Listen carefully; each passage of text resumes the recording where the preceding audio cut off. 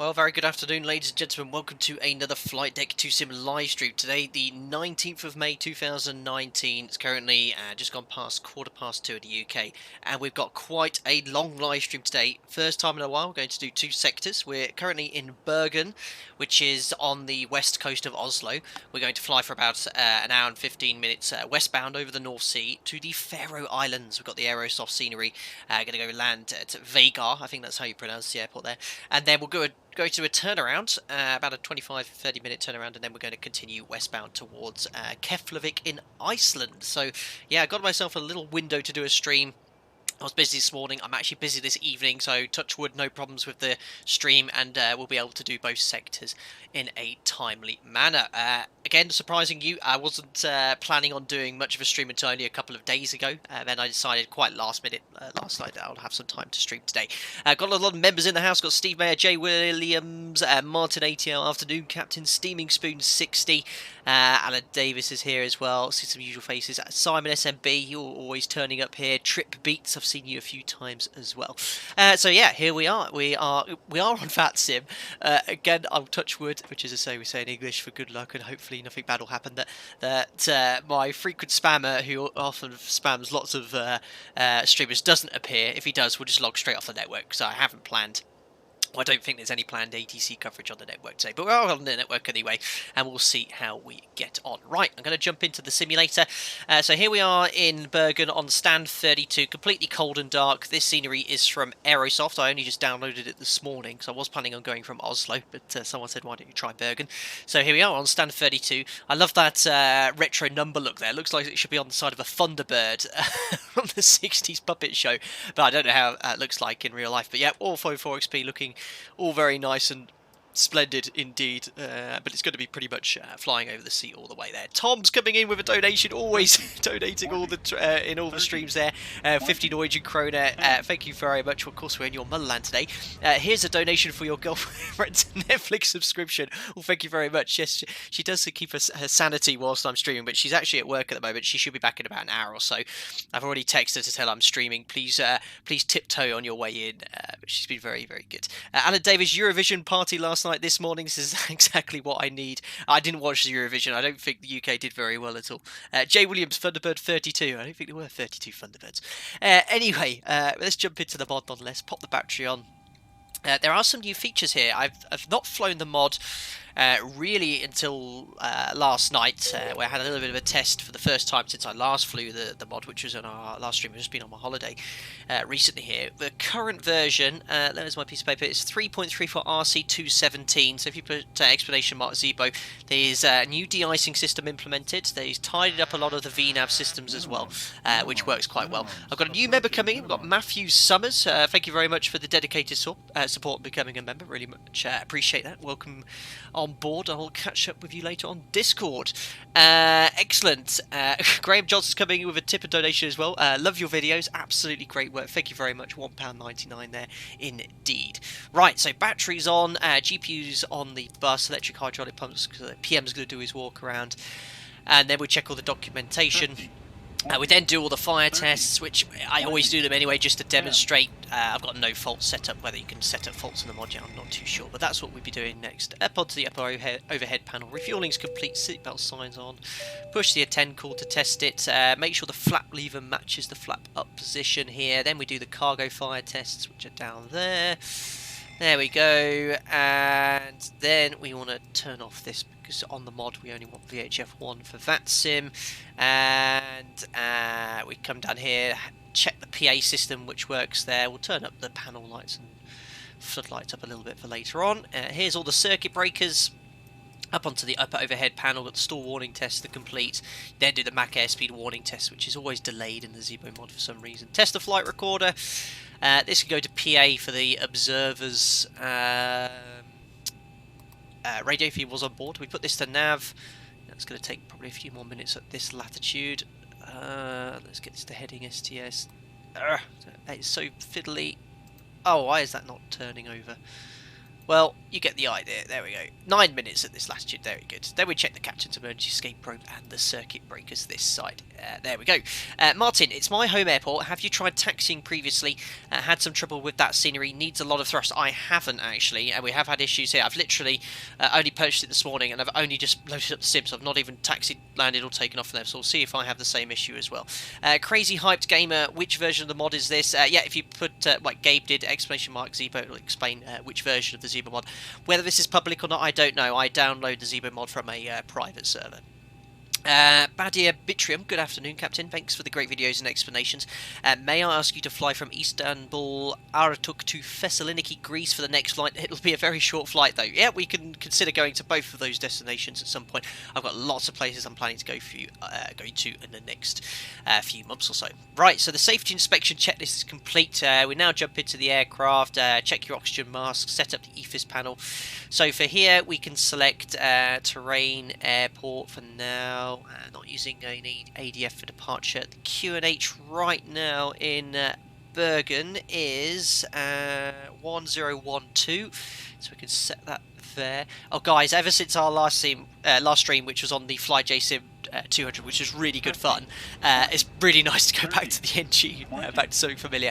Jay Williams coming with a £1 donation. Thank you very much for the tip and support to the channel there, my friend. Thank you very much. Right, so EFIS panel we've selected, terrain and airports, clocks now set. Now ZIBO has now correctly programmed prior to IRS alignment. When you select plan, you can still see the routing being built. Before you couldn't, and that's just true to the real aircraft as well. Faithful XYT, can you show the de-icing function? Yeah, I'll demonstrate that to you. It does actually have a physical effect on an X-plane too. I think it delays the formation of icing in some way. I mean, it's 18 degrees in Bergen at the moment, but we'll demonstrate it nonetheless later on. I'll try and remember to anyway. Right, so coming down here, lights, main panel, we can turn up background lights. Auto flight director system floodlight as well, and then we'll go straight into the FMC. Now, I realise you can press Control. Well, I've set it to Control A. You can bring up the Avitab tablet here, which is quite useful for building in the flights and stuff. So we'll close this. How do I get to home? I think I closed that. There we go. So charts. Let's have a chat about the routing today. It's probably not actually the clearest for you guys to be able to see. Actually, you know what? What I'll do, I'll put that on the EFB because it's a little bit clearer for you, and then I'll just use this later on to point out some things as we go. So I'll jump into the EFB.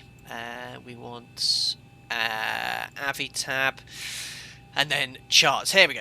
So here's the operational flight plan from SimBrief. Our scheduled departure time. What did I set it to? 13:15 Zulu or 13:25. I did that wrong. I was meant to be a little bit late. It was meant to be 13:45, but not to worry about that. Fuel-wise, we only need 7.3 tons. I've put 7.8 on, just a little bit more, an extra 15 minutes or so, just in case we mess up the approach into Vagar, because we're going to be flying an RNAV approach today, and it's quite a tricky approach. I've not flown it, I've not practiced it. Only on the other runway I've managed to do that. That's the routine we're going to put in the FMC quite shortly, but geographically, here we are, north, or the west coast of Oslo, flying westbound over the Shetland Islands just here to the north, and then continuing onwards to Vagar, which here, flight time in the region of 1 hour 15 minutes. I've got Bosseye coming with a donation, £5, thank you very much. You can always go around, that's a very good bit of advice, I'd recommend to anyone. You've killed prepared for me. I'm now flying across the English Channel to Tenerife in the ZIBO mod, now at flight level 330. Well, excellent, may I wish you a safe flight. What do you got left? About 3.5 hours to go until you get to Tenerife. Well, thank you very much for the tip donation there. Excellent. So that's the routing. Now let's just punch in the flight plan into the FMC. So Avitab, charts, and we'll just go to page 1. Now I'm not going to keep making reference to this because it's quite a short flight plan, and I actually have the flight plan printed out right in front of me anyway. So here we are, 737-800 nav database. Database is up to date. Got the most recent AirAC from Navigraph. Our airport is Bergen, which is Echo November Bravo Romeo. We don't use the gate function on our airline. We use the GPS left position for the RS alignment, and we're now going to Vagar, which is Echo Kilo Victor Golf. Our call sign is Broadsword 01. There we go. Pop that in there. Now, departure, runway 17. Now, when I checked the weather about half an hour ago, it was favouring 17, but it is actually now swinging to be... well, actually, it's still favouring runway 17 at 250 at 6. But it's a bit of a crosswind, but no more than 10 knots, so it's nothing for us to worry about today. Departure is going to be the Reckley 1 Charlie, which I guess is on page 2. There we go. Now, we can punch the routing in. From Reckley, it's going to be direct to Valdy, which I think joins the airway we want to get to towards... Oh no, there's actually no airways, all directs today, Roker. Yeah, you don't always fly airways, especially if your routing doesn't take you direct to an airline, but this is an actual real-world flight. I think there's an airline, I don't know if it's Scandinavian Airways or Atlantic Airways. They do fly from Bergen to the Faroe Islands. Anyway, Roker's the beginning of the transition of the arrival, and we can expect, I think, RNAV, I have no idea, it's 1-2. There is a localizer only approach. We'll go for the RNAV Victor 1-2 via Rober, and we'll have a look at that on the way, tidy it up anyway. Right, activate, execute.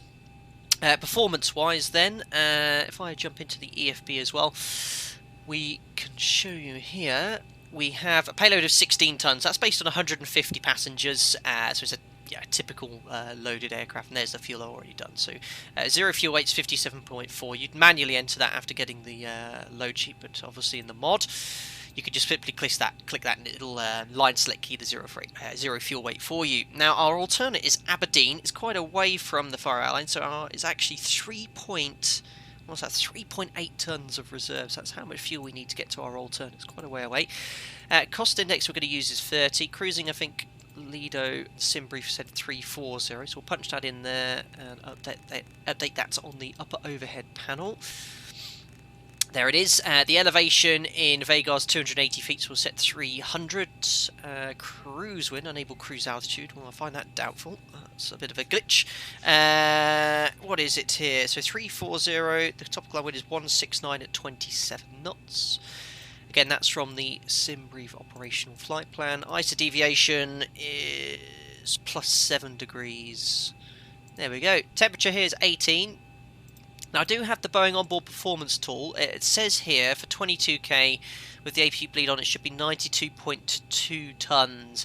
Now it says 92.9. That's quite normal. When we put the AP bleed on, you'll see that change to around 92.2. So that is looking like it's all correct. We use flat 5 like we always do. So that's the only takeoff flash setting I've actually ever only used on the real aircraft, and then we'll set V2 up here, which is 146 knots.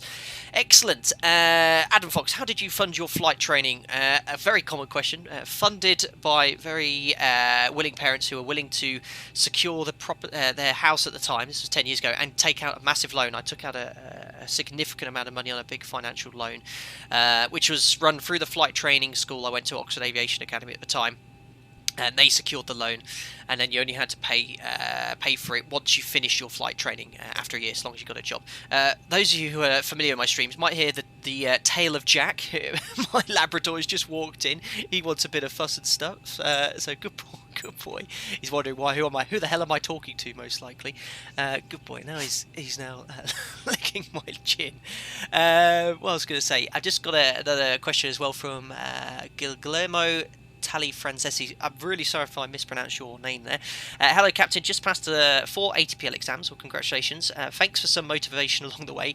Do you use the shortcut in the FMC entering the route, just entering the airways, no exit point to be entered? No. With our with our FMC at the company I work for, you just simply punch in each individual point. You put in the airway, then the route, airway, then the route. It doesn't automatically generate for us there. I don't know why there's a discontinuity though. What's happened there? Oh, did I select Roker? Maybe it's a different transition. I selected the wrong one, so we need the Roker transition.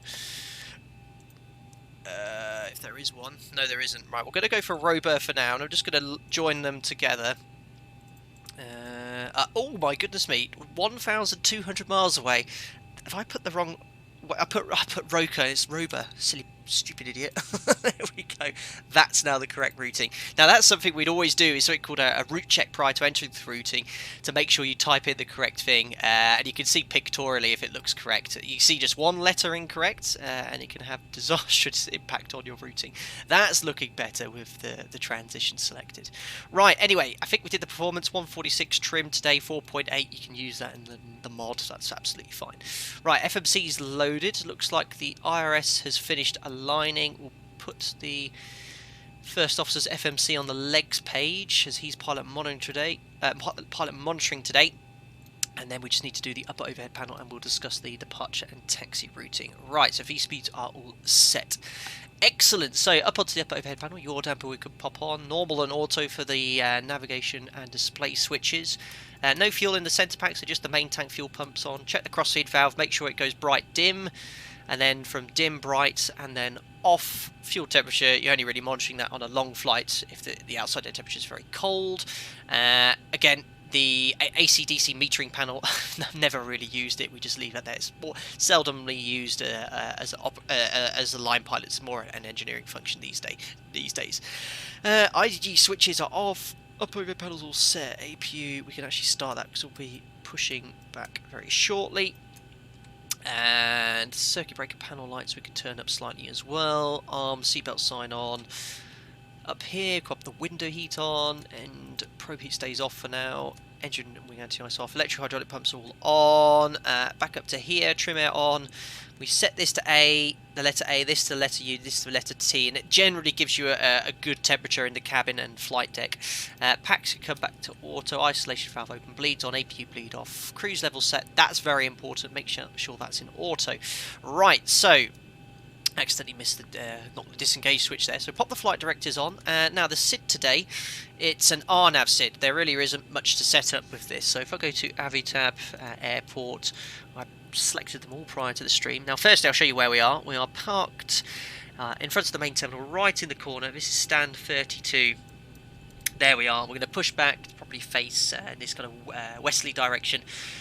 Right turn onto onto this taxi Whiskey out via Delta, and then we'll taxi all the way up for runway 17 and depart from Alpha 1.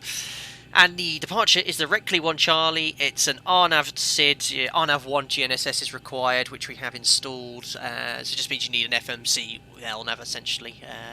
When instructed, contact Friesland Tower. No ATC today. Significant distance based on average flight path criteria. Okay. So we're going to set the runway QDM and track and course to 170 because there's nothing to really tune there. So runway QDM 170. Side as well. Is there any benefit to doing the courses? Not really. I mean, what I'm doing here, setting the runway heading to the course, and I'm going to tune the ILS as well. So if something happens quite quickly after departure, we've got at least something tuned. We've got the ILS, so we can actually, do a visual circuit if we're really in trouble and make our way around. So what I'm going to do is just tune the ILS as well, 109.9, and put that as the active frequency. There isn't a conventional SID based off this departure anyway, so there probably is, but we didn't select it anyway. So that's the ILS tuned. You should get the ident to DME distance appear here. Not quite, mate. I think it's a thing with X-Plane. You have to be on that side of the runway to get it pick up. Anyway, that's that all set. What was the stop altitude for the SID?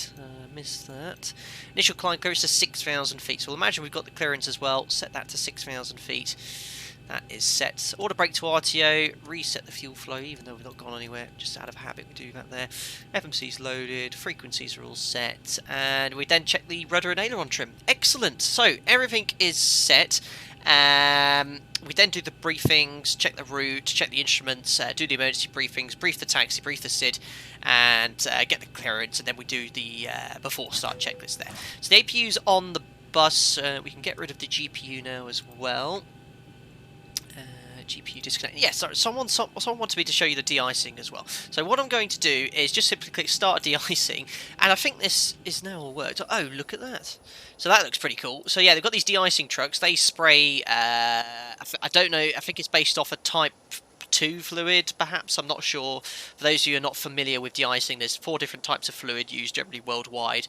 In Europe, Type 2 is quite common, Type 4 if it's quite cold, so maybe they have Type 4 here, and they spray the surfaces here, and that gives you a holdover time which you need to check against a table here. But I think this actually does affect the icing in X-Plane as well, so when you get this done. But you would not be applying de-icing fluid if it was 18 degrees Celsius. It would be just a waste of fluid and a waste of money. But yeah, anyway, that's quite a cool feature ZIBO has implemented, so I'll put stop there. Hopefully they've gone. Anyway, yeah, it looks really, really nice. Anyway, the effects and stuff. Right, so that's all done. APU bleed we can put on as well. Dual bleed lights illuminated. And what we'll do, we'll get the bed of pushback organised, check if anyone's online, and then we'll get on our way. So we can pre-plan.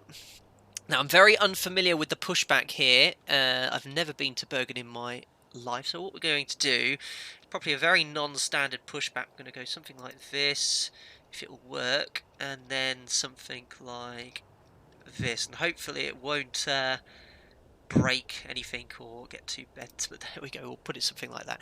Right, so enter. Alright, Captain, got the directions. Let me know through the menu when you're ready. And we'll request pushback, there we go. Adam Fox, how did you fund your flight training? Someone asked me that a few seconds ago, so if you look back in the video you'll have the answer to that. Seen Sean Omatopia, de-icing at the gate. Yeah, you can have two types of de-icing. You can have remote de-icing or de-icing on stand. It really depends on which airport you're at to. Captain 737, could you once do a landing in Innsbruck? I always fail on that. Yeah, that's something I've said I'd do for about 20, 50, 30 times. We will go to Innsbruck at some point, I do promise. Excellent. Hurry Shemi, guys, hit the like button. He deserves. Thank you very much. Yeah, punch the like button, guys. That's what I should be saying as a streamer. Jump run, flap selection. Ripley, yes, 2 legs today. We are going to do 2 legs. Both flights should be an hour, 15 minutes each or so. But when we do land in the Faroe Islands, I will take a 5-10 minute break. The doors and hatches are closed and we're ready to connect. Excellent. So imagine we've got our clearance. I'm just pressing this here. There's no ATC on where we are at the moment, but or traffic it would seem. Right, where is my VATSIM map on my mobile phone? There we go. No, looks like it's just me here, the whole of Norway on VATSIM at the moment. But there were a few events, but this is, I've really wanted to go to the Faroe Islands because I'd bought this scenery quite a while back, and I just haven't got around to going there. Zills Gaming, in real life in Bergen, they're using runway 35 today. What is the actual surface wind? It's probably the preferred runway, I think, as well. We'll stick with 17 today, which is not on there. Toes connected, bypass pins inserted. Go and kill the parking brake when you're ready to go. So imagine we've got our clearance, push and start through, air conditioning packs off, anti-collision light on. Parking brake, we can now take off, and transponder to out off as well. And off we go, guys. You forgot the position lights, Captain. I did, didn't I? Yeah, that should be on steady. There we go. Excellent. 50, 40, I've got a donation coming in from, I don't know where you're from, but thank you very much. £1.54. Thank you very much for the generous donation there. Appreciate that. And I've just scraped all the side of the aircraft against the jet bridge there. Excellent. There we go. Oh, looking good. Right, let's get the engine started anyway. So, clear to start engine number 2. And move that start switch to ground. There we go.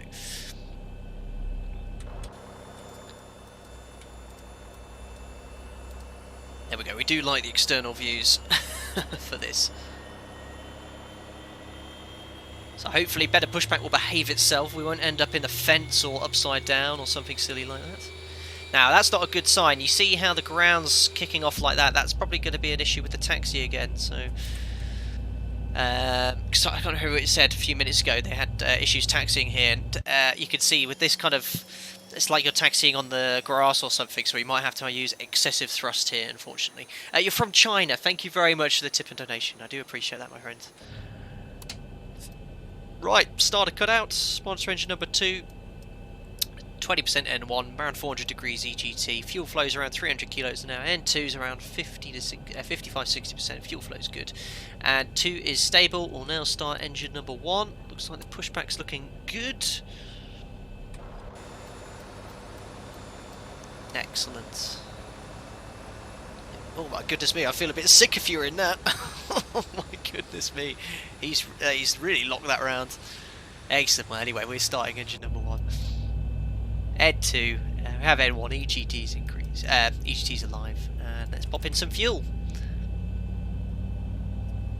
Jay Williams, are there any 737 NGs with split winglets? Yeah, the skimter types, yeah, there's some retrofitted. I think TUI, Thompson Airways have some of the retrofitted NGs with the skimters, or schmichters, however you pronounce it. I have absolutely no idea. Right, starter cutout, there it is, monitor number 1, and that is looking good. 1 and 2 stable. Pop the generators on. Just about done here. Go ahead and set your parking brake. Off, and parking brake is set. There we go. Actually, pushback works And out we're really nicely. disconnecting the tow. Give me just a moment. Azarito, what pushback tug textures do you have? Absolutely no idea. This is just, literally all I've got is the plugin for better pushback. I've not done anything else, fiddled with anything else. Oh look, Flight Deck to Sim Airlines has a very nice chilled out uniform. Blue jackets. Right, disconnect hand signals. Looks like Scandinavian Airways has pushed us back anyway. Excellent. And now he's lifting up that. But he probably should do that whilst driving to save time. Wicked. So, whilst he's doing that, I'll do the rest of the disconnected. Signal and pin on the left. Take it easy and have a safe flight. Thanks, buddy. He's probably missing his home in America. Generators on, APU off, start switches continuous, pro beats on, air conditioning auto, isolation valve auto, bleed off, that's all set, and we can now select flat 5, flight controls, full forward, full back, left, centre, right, centre, and the rudders, left, centre, right, centre, recall, and then you'd read the before taxi checklist, and there he is showing us the bypass pin. Excellent. Right. Right now we. Oh yeah. Well, I've done the flow. You then read the before taxi checklist. And again, if you're new to my streams, there you go. There it is. The before taxi checklist. I've just done the flow for it. You then read that to make sure the aircraft is correctly configured, and then you can pop that way. That reminds me, guys. You might have seen it pop up a few times. I have made on Google Maps a kind of interactive. Flight Deck to Sim route map, so I'm going to get the link for it here. You might see it pop up a few times during the stream through night mod, but if you're new to the channel, it just gives you something to look at or see where we've streamed before. So I've just sent the link there if you're interested there, and I just see above it I've just got a donation from Pandola. I think that's 20 Australian dollars, not sure, but thank you very much. Have a good flight, going to fall asleep as I'm expecting a bumpy ride. Oh goodness me. Well, thank you very much, a very generous donation indeed, and I hope I can keep you awake a little bit during this stream. Right, anyway, let's get on our way to the Faroe Islands. So turn off and taxi light is on, release the parking brake, let's do the takeoff config warning. There we go, nothing sounding. And let's see, yeah, it's looking a bit sticky here. This is a scenery issue I have had at several add-on airports, which it looks like that guy, however it was, who said someone else was doing it anyway. But yeah, setting about 35% here, only doing 2 knots, 3 knots, accelerating like that. I wouldn't expect that. I'd expect to accelerate a bit quicker. I mean, it looks like it's uphill here anyway, but yeah, we'll see when we turn if it slows right down. Hopefully that won't be a problem. It doesn't seem to be an issue on the taxiway, just on the runways, thankfully. So we'll see how we get on. Connor Sim, hi, Flight Deck Sim. To get the newest ZIBO, do you have to get the previous full version then download all of the RCs? Yeah, that's the way to do it. So ZIBO frequently does lots of small updates. You want to copy that over an existing update, but when he downloads a major update, which is a whole new version, which is about 2 GB, you want to use that as a clean install. Now, if you want to keep all your view preferences, you go into the ZIBO mod folder, or your existing one, you should find a text file called prefs. Copy that across, and you should then save all the existing views you have as well. So yeah, that's the best way of doing it. Again, I don't keep up with the public versions of the mods. ZIBO has, or gives us, a few of the testers access to a private Google Drive, so we always have the latest version to test there. And I always keep 2 copies because occasionally an update comes out which might have been broken or broke a few other things. So it's always worthwhile having 2 copies there. Right, so I've just gone idle, and you can see how the aircraft's slowing right down there. Now again, someone said it should be runway 35 in use. We've got up to 10 knot tailwind approval for the performance I did on the OPT, so we're just going to use 1.7 today. If it was ATC online, obviously I'd follow whatever they would give us here. But anyway, yeah, it's definitely a sticky taxiway here, but it's nice. This is one of the airports that got all the slopes correct. I love all the slopes that X-Plane 11 gives you. It's really like that in reality. You don't get all this flat, boring runways like you do in FSX and Prepared. Another donation coming in, £4.08, coming in from PMC Polska. Thank you very much. Greetings from Poland. Thank you for the good job. Well, thank you very much for the donation. I think it's Cinquia is thank you, or is that good day? I can't remember, but thank you very much for the tip and donation nonetheless there. Excellent. Right, so here we are on the I think it's the Yankee taxiway. There we go. So we're going to take this taxiway all the way to hold point Alpha 1 for runway 17. And, oh yeah, we didn't actually really brief the departure, but it's basically climb straight ahead 170 to Unput, make a right turn to BR 521, then to Gisuk, and then we're going to Reckley. It's all RNAV. You're going to use LNAV for this. Climb to 6,000 feet. There's nothing to tune or set there, so that's essentially the SID. Right, so this looks like it's a bit downhill, so it is rolling quite nicely. And this is the perfect time to do the before takeoff checklist. Pilot Andre, do you use rudder pedals? Yes, I have a what is it? I'm looking at it now. Cytec Pro Flight rudder pedals. They're absolutely fine. They do the job perfectly for a desktop simulator. And I also have a Logitech Extreme 3D Pro joystick. Nothing fancy. It works completely fine for me. I quite like the setup I have personally. The input and forces I make on the controls also kind of represent what I'd make on the NG as well. Perfect, so yeah, we'll do the before takeoff checklist now. So config we checked, flaps we have 5, required 5 at a green light, stab trim set for takeoff, the departure briefing then, we've got packs in auto, bleeds on, the V speeds are set for departure, 39, 40, 46 set. The SID we're flying, it is called the Reckley 1 Charlie, climbing straight ahead to Bravo Romeo 531, right to Unput, and then we're going to 521 and then Gisuk, stop climb 6,000 feet, and we'd usually set 6,000 feet twice in the FMC, but we're going to continue, give ourselves a continuous climb, and that is reviewed. And then cabin, we push to 10, we'll imagine it's secure, and that's the before takeoff checklist complete. I know what I did forget to do, I forgot to start the flight leg, so it sounds like people are boarding now in the background, so hopefully you'll get the idea. We're actually taxiing to the whole point of the second. If I flick the anti-collision light off and on, that should do it. Excellent. John Doe, when do you enable wing anti-ice and engine anti-ice? Well, wing anti-ice is used when you actually have kind of visible moisture and icing conditions here. Also for takeoff whenever the temperature is 10 degrees with visible moisture. Engine anti-ice the same. Use it as a kind of not as a de-ice, as an anti-ice. So you don't want any ice to form on the engine lip. So you use that in 10 degrees between 10 and minus 40, and whenever the static air temperature is in that range there. But I do have a tutorial on engine and wing anti-ice. In the PMDG NGX, if you search for wing and engine anti-ice on YouTube, PMDG, I'm sure my video will come up there, which goes into a lot more detail as to when and how we would use those systems then. So yeah, uphill here, I'm having to use a lot more thrust than I'd anticipate. Again, I put that down to the fact we are going uphill and it's a bit of a sticky taxiway. Perfect, so there we are. Looks like a couple of aircraft have popped up. Yeah, you wouldn't want all this dirt and gravel being kicked up, that's for sure. Anyway, that's what any spotters would be seeing. It is a fantastic sim. I say this every time. It's really good fun. Awesome. Get back onto the taxi line. Right, so let me just check the latest weather here in Bergen. Surface wind is... that was updated 30 minutes ago. It's probably a recent one. No, it's still 30 minutes ago.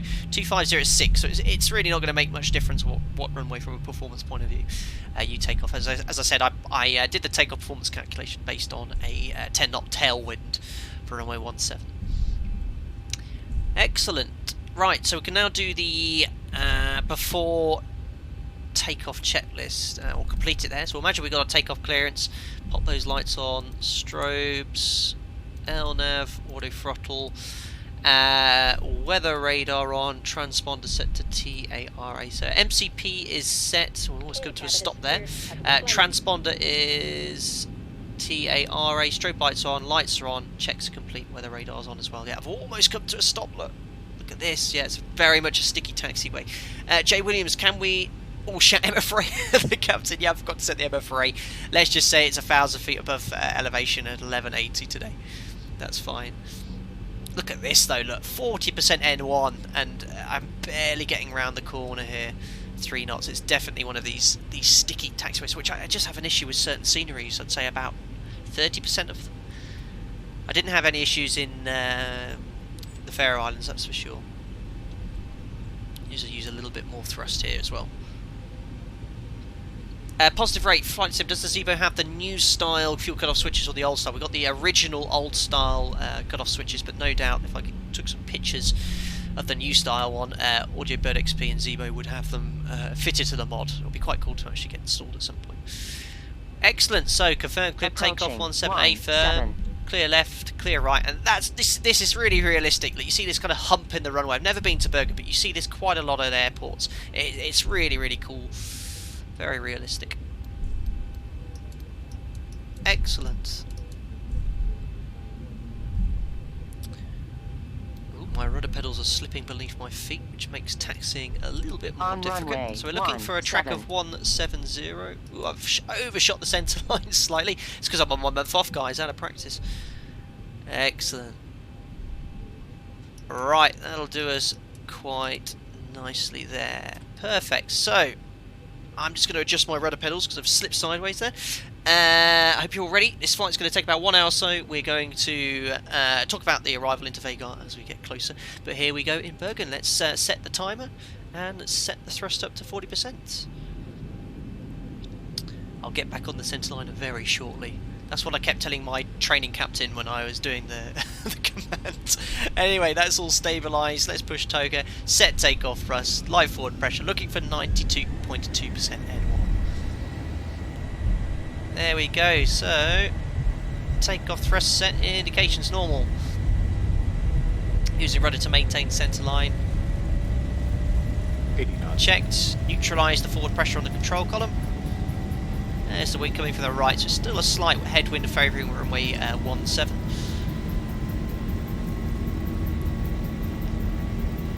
V1, hand off the thrust lever, rotate, use rudder to maintain centre line, nice and smooth rotation up to initial target attitude of 15 degrees, and then onto the flight directors. Positive rate of climb, gear up, and then trim onto the flight director. Excellent. There's LNAV. Nice and easy departure straight ahead to Unput, climbing to 6,000 feet. There we go. Don't get that in real life, that's cool. Excellent, so there's 1,000 feet. We'll just hand fly the departure for a short while, so we're going to bug up now. And ZIBO's really fine-tuned now, the pitching, different pitches in, the way it pitches in level change, toga and VNAV, so it's a lot less aggressive, a little bit truer to the real aircraft. In fact, it's a little bit too gentle bringing that flight director bar down. I expect it to pitch down to around 8-10 degrees there. So above V2 plus 15, we can select flaps 1. I'd expect that, yeah, that flight director bar around 10 degrees or so. It's still pitching up to around 15 or so, but I have bugged up. And flaps up. Maybe I push level change. Maybe it didn't revert to... I didn't check if that went to... Yeah, it should still be in toga anyway. Oh look, it's booked. So level change, it should give me the up speed. There we go. So there's 211 knots, so we can now start pitching up to maintain the up speed initially until we get to 3,000 feet. Excellent. So I'm just trimming now. There we go. Right, onto the flight director. Lovely and smooth today. So we'll gauge that now. Command A. Flaps and lights. We're going to select VNAV. Oh, did I forget again to execute the performance? Oh, thank you very much. My girlfriend just walked in from work. Okay. Excellent. Right, worst time, but thank you very much for my drink. So yeah, oh my goodness, I can't engage VNAV. Hold on 2 seconds. Right, it's going to go to 250 knots. Select vertical speed, try and work out why VNAV didn't engage. This happened on the last time we flew the mod. We'll do the after takeoff checklist as well, so air conditioning and pressurization. Diff pressure is 2.3 and that is all set. Duct pressure is good, temperatures are all fine. Gear to up and off. 1,000 to go. Water brake to off, and 1,000 feet to go, that's fine. We're going to 250 knots. LNAV's engaged, so we can fix VNAV very shortly. So, holding on the setting of standard, we'll maintain 6,000 feet for a short while. Now, why did VNAV not engage?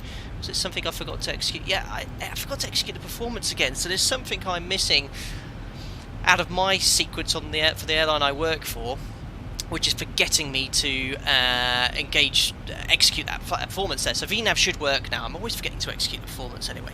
Right, anyway, maintaining 6,000 feet for a short while. Temperatures below TAT of 10 degrees, it's 16, so we don't actually need to put the engine anti-ice on for now.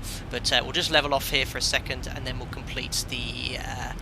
we'll go to a higher flight level and complete the takeoff checklist. Look at that, that's nice. Actually, is that Ortho 4XP? It looks a bit defaulty to me, but... definitely got it in for this area. Cool.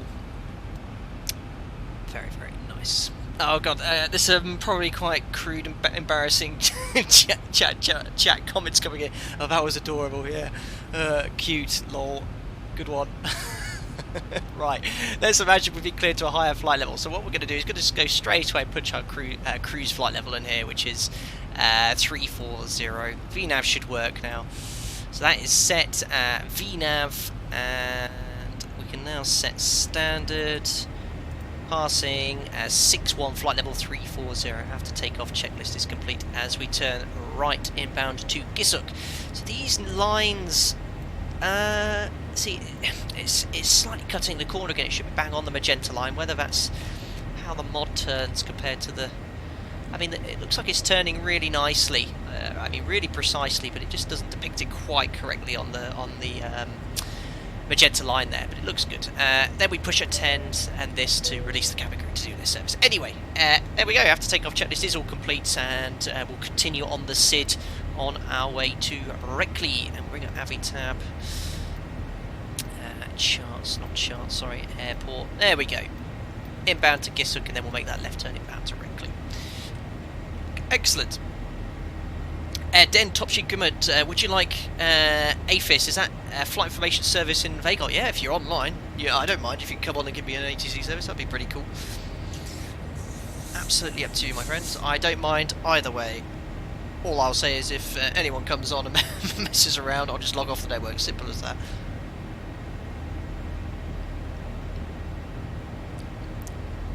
Excellent. Danish gamers, what clouds are you using? I think they're just default clouds, but I do have Active Sky from X-Plane. Whether they... I think that installed some sort of cloud texture when I use that, but that's all I have. I haven't downloaded any extra plugin or texture that I know about. Right, so there's passing flight level 100 to our cruise 340. We can do the pre-cruise checks. So fuel 4 pumps on.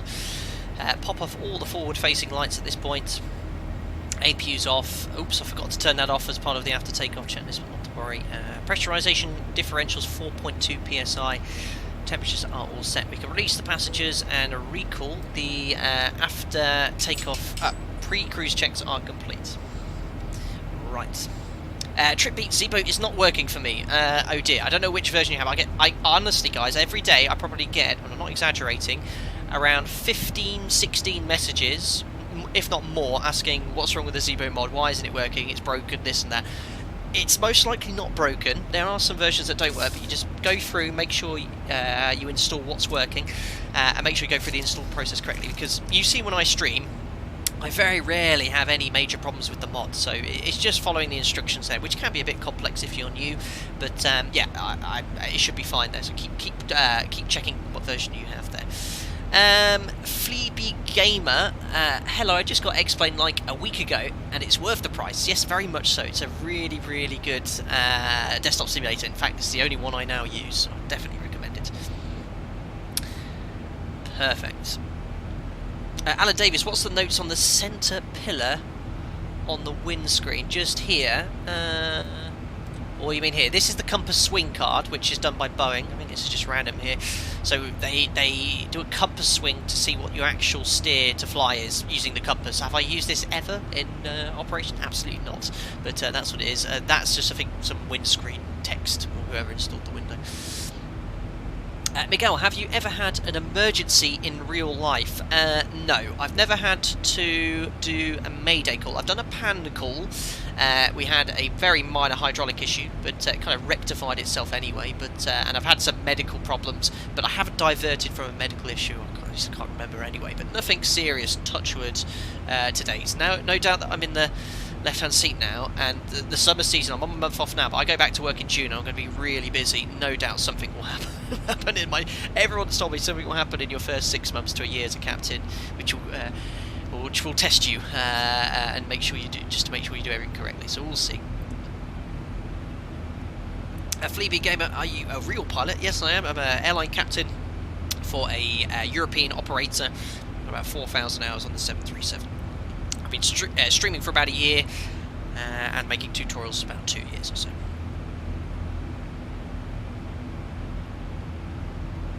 Excellent. So, approaching Reckley over the sea. Now, one thing I have noticed with my setup, I get quite good performance generally. Everything's running off the same PC, and I'm hitting about 40 frames per second. But when I fly over a lot of terrain using Ortho 4XP, it really drops off the performance, and I think it's because it's reading the information from a conventional hard drive, not a solid state drive, and I think it's trying to copy all that information quickly, so it often drops to around 20-25 frames per second. But if you're over the sea, or it's generally flat, I easily hit 40 frames per second here, which is pretty cool.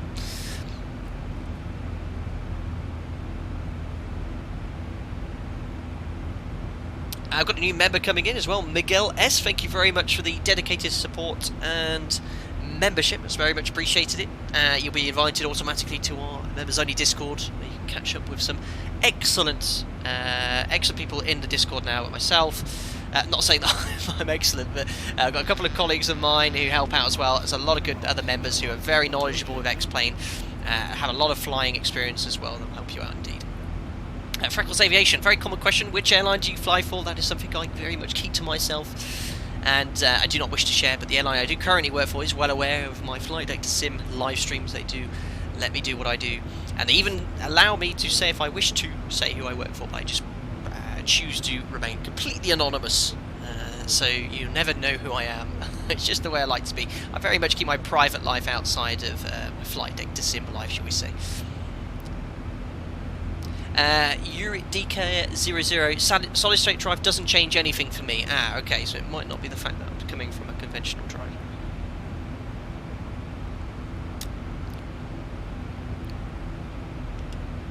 Justin Reed, you're a member. I don't know how recent you've become a member. I've already probably even chatted to you. Or a new member. Well, thank you very much for that. I didn't see when you came a member. Thank you. Loving the ZIBO. It's the reason I joined up to Southwest Virtual to use it exclusively. Have you ever done Kilo Echo Whiskey Romeo, which is at Newark in New York? I'm not 100% sure. Have you been there? Have you done the Kilo Echo Whiskey Romeo Stadium Visual Approach to Runway 29? Lots of fun. I've actually never streamed in America because I'm only familiar with European airspace. I've kind of been dotting around Europe. We did a stream in Dubai once. I know European airspace reasonably well, and most of my people watching the channel, I'd say 60-70% are from Europe. So I generally keep to European streams, but we will, I promise, venture out of Europe at some point, and we'll probably fly your approach into Newark, I think. So excellent. Morpher, where can you get the most realistic 7378 checklist as possible? Well, you'll see me in my stream do the flow based on the airline I work for. The checklist you have here is very loosely based off the airline I work for. I helped ZIBO write this probably about a year ago. So you can either do the flow, or you can actually read and do the checklist. So you can see here, for example, if you're doing the before start checklist, if it says landing gear down 3 again, you could physically check. You don't have to do the flow. So I'd follow the one that comes ships with the ZIBO mod, because that will get the aircraft configured correctly for flights. First off to Shami, I have over 1,900 hours flight simulator hours. Very interesting. How many hours have I got now? If I go on Steam, it tells you how much you've played the game. I've got 350 hours on X-Plane 11. That's my experience. On other simulators, on FSX, God knows, it must be well over 1,000 for sure. That's for sure.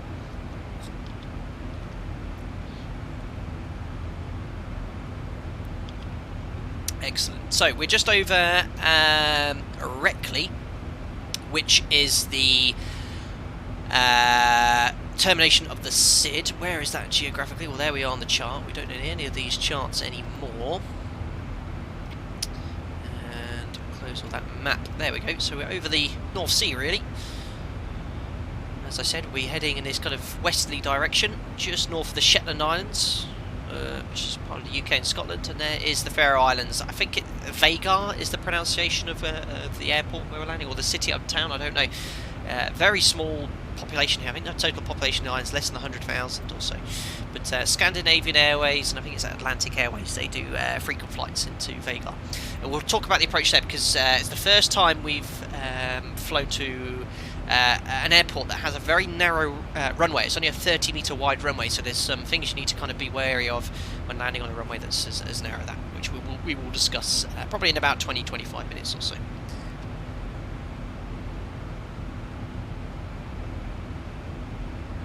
Zone X, how many flight hours do you have in real life? Now, if you were to add every hour, including my instructional time in the simulator, because I used to be well, I still have my TRI license, but I used to instruct in the sim. It's about 5,500 hours. Actual physical flying hours is about just over 4,000, of which 3,700 is on the 737. So I started flying the 737 about 300 hours or so. So in Europe, you can have a lot less hours than in America. I think the FAA have a 1,500-hour requirement, and even then, it's usually not straight onto a kind of a jet aircraft like the 737. I'm not 100% sure though. I'm unfamiliar with the American system.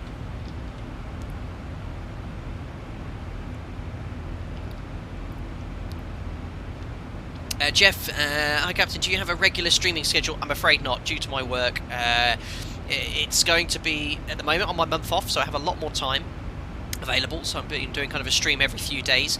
When I'm back to work, it's going to be at tops one every week and a half, 2 weeks if we're lucky. It's just because I'm having to commute now. I have to a 6-hour drive to my base each week, so it's a bit of a pain, but I always, when I get a bit of spare time, all my stuff's done, I do like to catch up with stream. We've got a new member coming in, Jason Madden. Thank you very much for the membership and dedicated support to the channel. Really appreciate that. And I will have a catch up with you later on Discord. Right, so passing flight level 300, bank angle to 10 degrees as we cruise on our way to a waypoint called Valdi.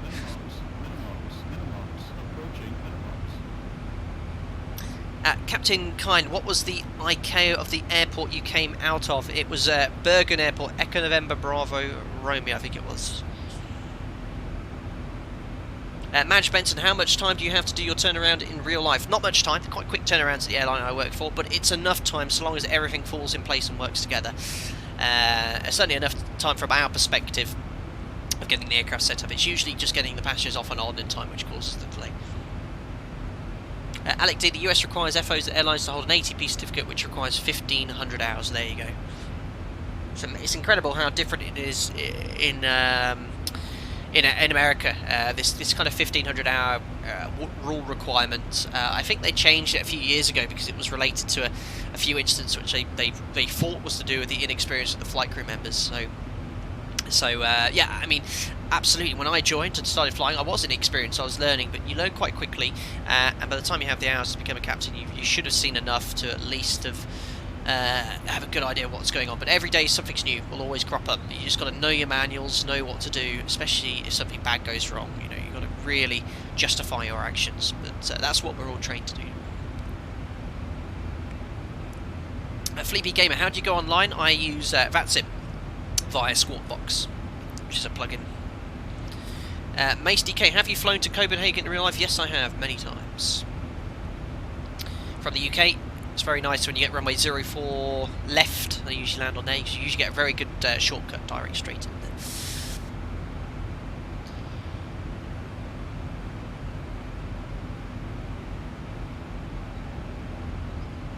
there. Miguel S, can you take a flight to your new base even if it's an interline ticket? No, there are no direct flights from where I live, which is my old base and where I want to eventually be based. There's no direct flights, but I could fly with my airline, except I'd have to get a connecting flight, so I'd have to do at least 2 sectors, which would mean 2 flights, packing for that, waiting around at airports for 8 hours or so. There are local connections, there are different airlines that also fly to the base directly, which I will be taking I will be utilising whilst I'm currently based where I am, but it's still in the UK at least. I'm very fortunate to be based in the UK. Steve Mayer, boss question: when you're entering the speed setting in the FMC, why don't you enter V1 and VR into the speed reference? Are you talking about the takeoff performance here? I might be getting confused. If it'll let me go to takeoff in the mod.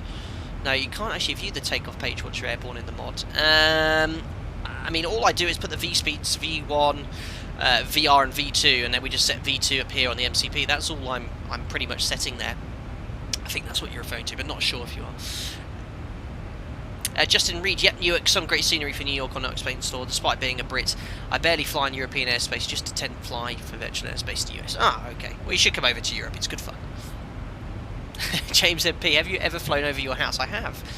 I've also flown over my some family member's house on an airway, and I usually message them the day before.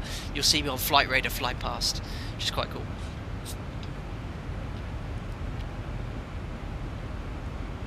First Officer Shami, will ZIBO fix their flight model?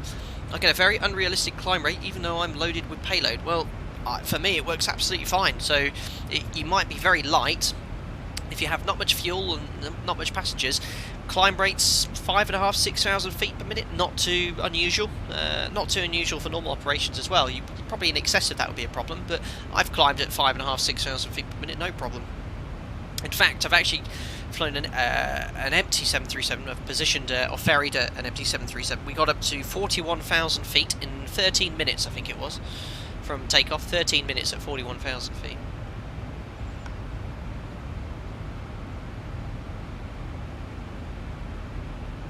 Steaming Spoon 60. Cat, would you be willing to try out the NG3 by PMDG on Prepared when it comes out?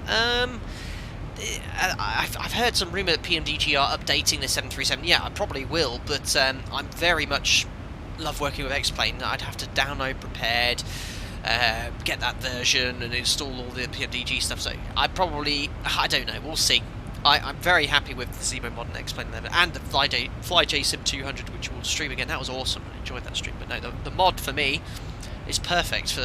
It's a perfect representation of the 737. Lots of little things that still need a bit of work, but for me, I'd say, as a percentage, how much is that? I'd say 95%. Honestly, guys, that's why I switched to the ZIBO mod. It is so good.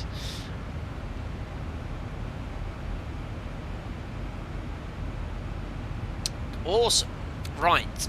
What other questions we've got in here? Jay Williams, is your airline equipped with the Steam standby DI or the electric one, the ISFD? We have both. The older models have the, let's say, the analog or conventional artificial horizon. The newer ones have the ISFD, which is obviously selectable in the ZIBO mod. You can choose which one you have. Jerry the pilot, which mic do you use? Well, if you're referring to my real-life headset, it's a Bose A20. What's the one I've got on my head right now? I'll tell you. It's a Steel Series headset. Articus 5, I think it was. About 120 quid. Very nice headset. Very comfortable. Very good sound quality.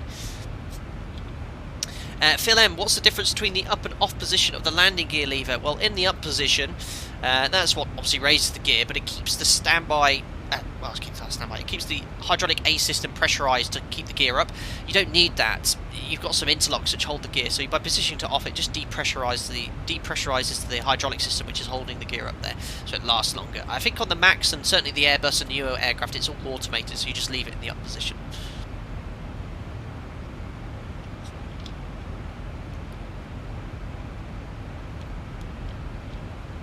Awesome.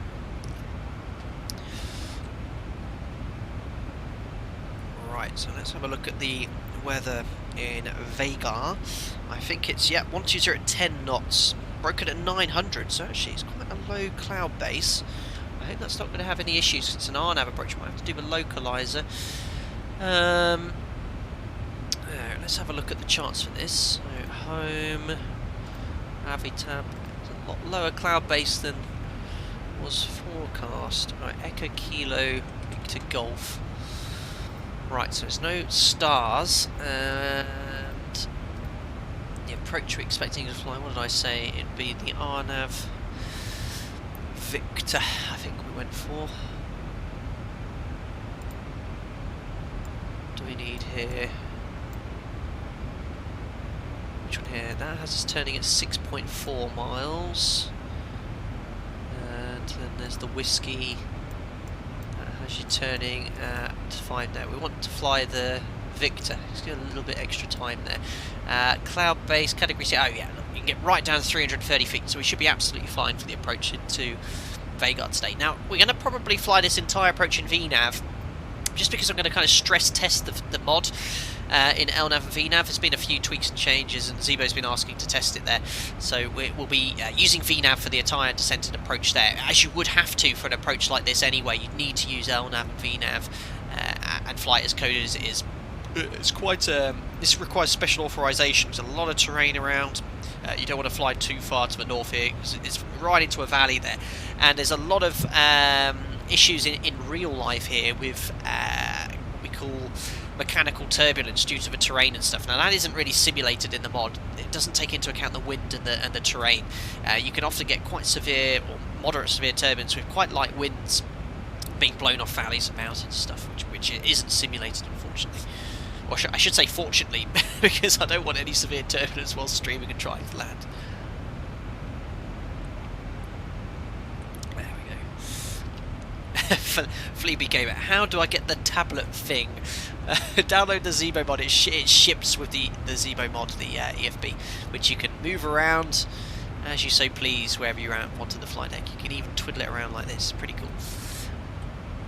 And then you need to download a plugin called AviTab, which allows you to view your charts, your Navicraft charts there. Right, so what's top of descent? We're live time, 14:17 Zulu. 168 miles, so 41, so descent in about 20 minutes or so. So we'll start setting up now, really.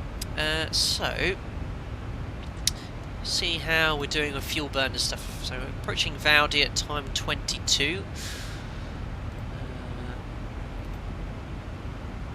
Charts. So we took how much extra fuel was that? I can't remember. It was a little bit extra, wasn't it?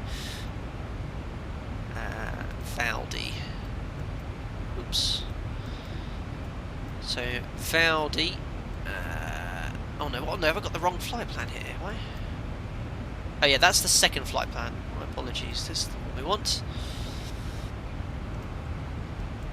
There we go, so at Vaudi we should have burned about 2.1 tonnes of fuel. 22, should be there in 4 minutes, so let's see how much we burnt, used.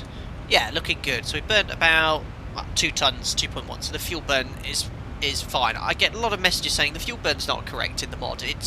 I've never had any issues personally. I think the fuel burn's pretty spot on. So long as you have your payload and fuel load very similar to what you're expecting on your EFB, you should have no issues whatsoever.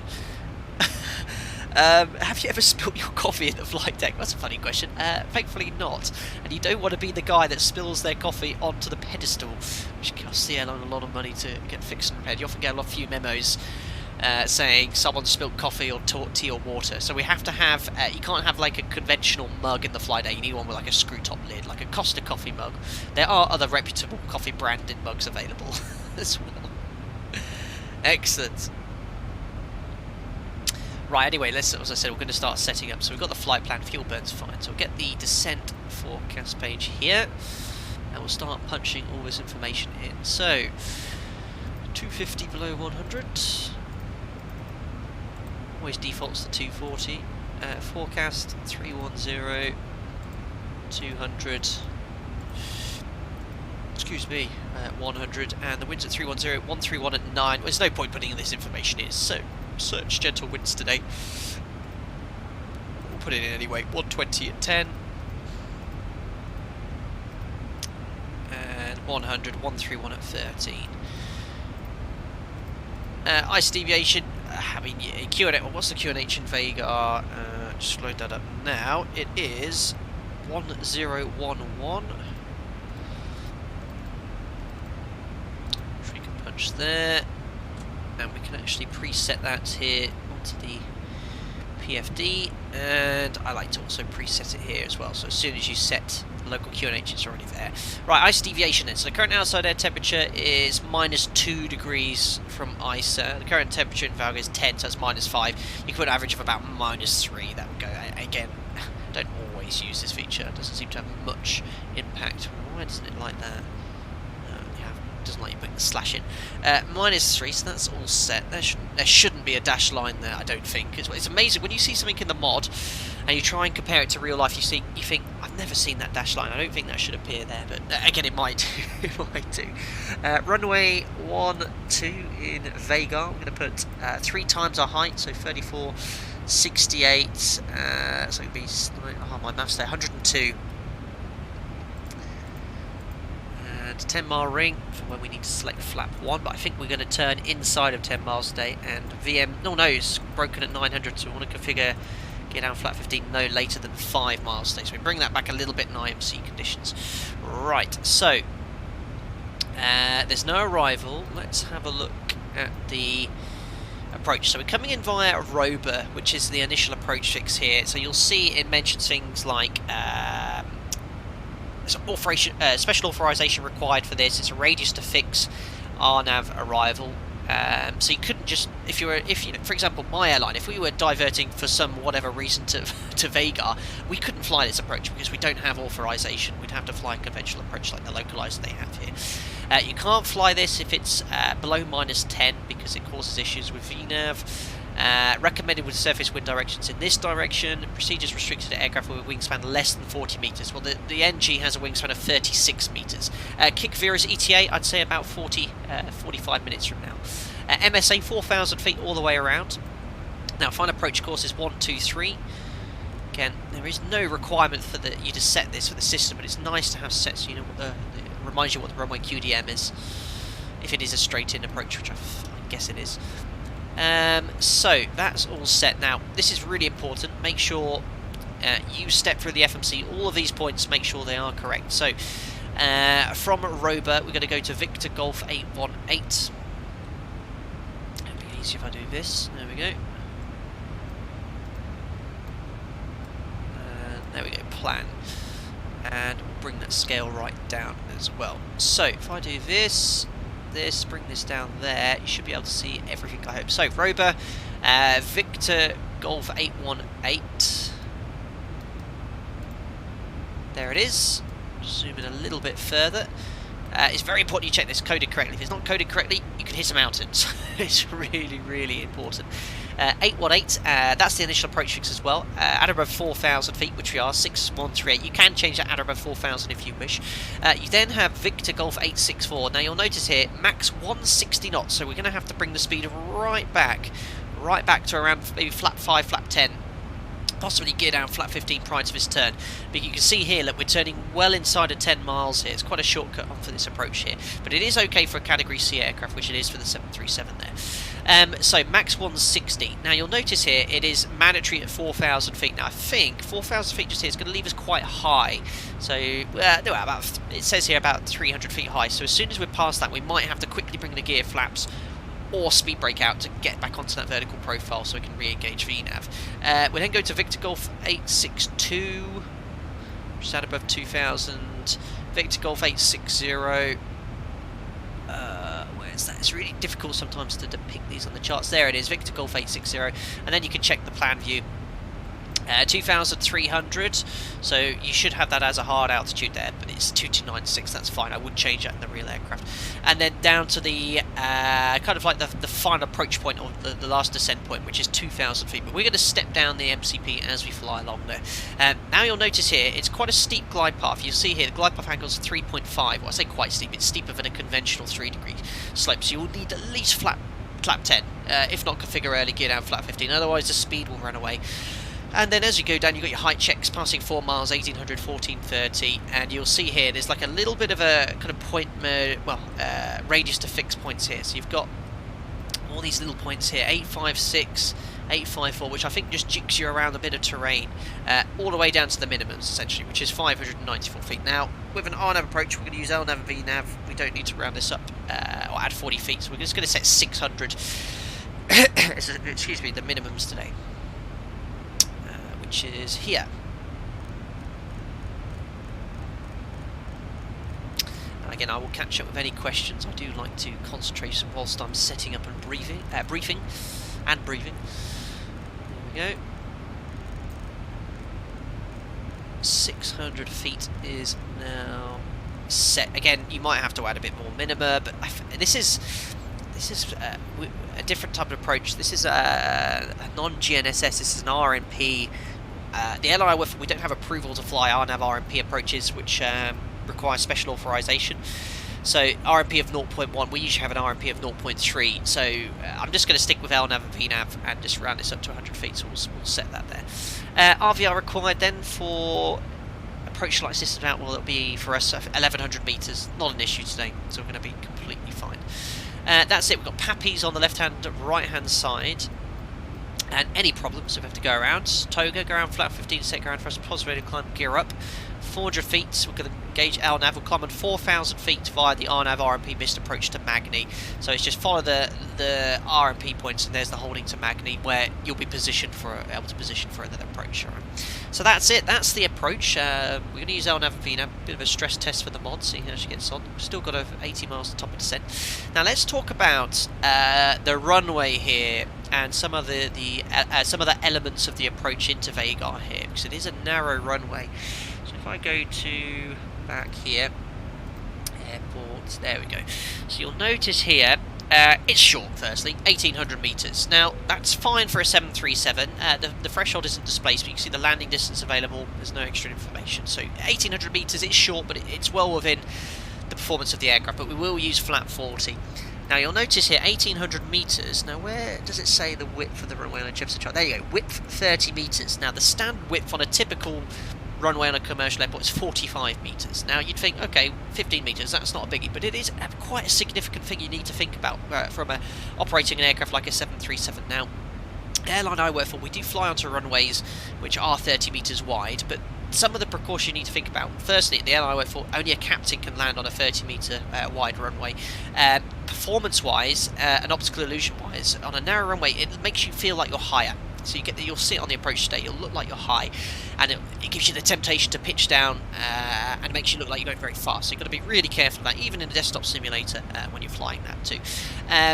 Other limitations are crosswind limits are usually a lot lower. I think we have a crosswind limit of 22 knots maximum on a dry runway. I think 16 knots on a wet runway off the top of my head.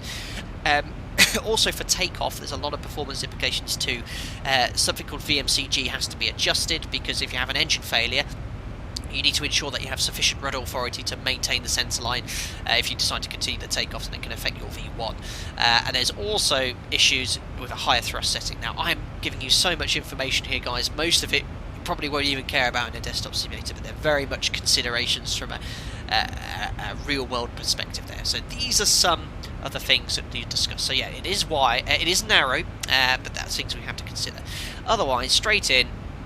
We definitely won't make that exit unless you're in a Cessna 172, so we're going to have to do a 180 backtrack. Now, you can do a 180 on a 30-metre wide runway, but you're going to have to use every single inch of that runway to do the 180-degree turn. I don't know if there's a turn pad this side. We'll have a look when we get down there, but yeah, I think the maximum runway width is 26 metres to do a 180 turn, but we'll do our best not to get on the grass there. Then we'll backtrack, and it's a very simple apron onto a self-positioning stand. Alright, so that is it, guys. That's pretty much everything we've mentioned. Other things here which are quite unique to Vagar is a lot of description and text here about wind, weather, turbulence conditions, which you'd have to consider in reality due to the terrain here. There's a bit of text there. Again, it won't really be an issue in Explain 11 because it doesn't take into account the turbulence from the terrain, or at least I don't think it does. And you have all these pretty diagrams which show you if the wind's coming in this direction at this speed, you can expect this sort of turbulence. So what? Actually, let's use this table. The current wind in Vagar is 120 at 10 knots. So arriving runway 12, 120. There we go, at 10 knots. Yeah, it's going to be none, if any, light turbulence. So it wouldn't be an issue landing on 12 today. But yeah, that's some of the things you'd have to consider. So guys, that is it. That's the approach briefing. I hope that made a bit of sense. I'll try and explain what I'm doing on the way down, but that is a very intensive briefing, as always. I'll see what you think about that on the way in.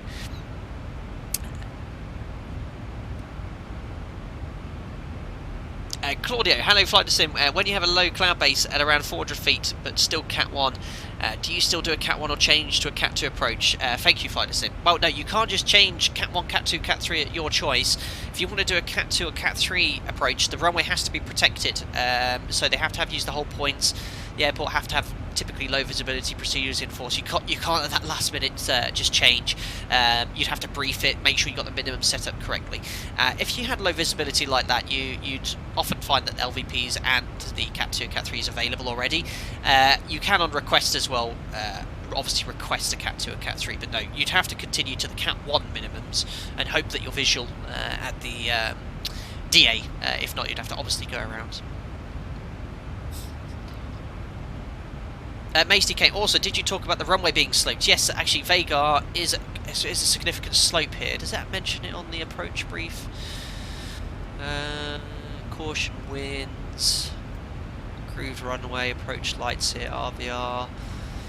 Doesn't really mention it here, but there is a significant slope on this runway. It only really mentions it in our briefings if it is significant. It can cause you some kind of visual upsets, but as long as you've completed the performance, nothing really changes from a handling perspective.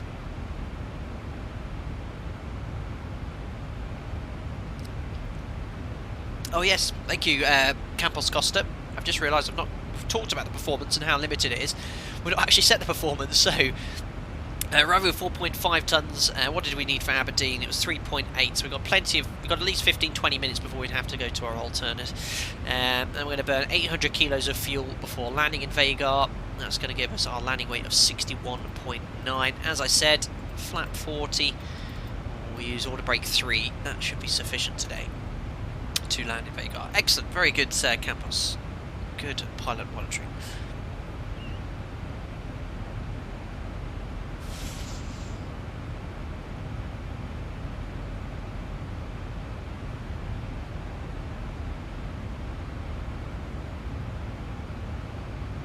Cool.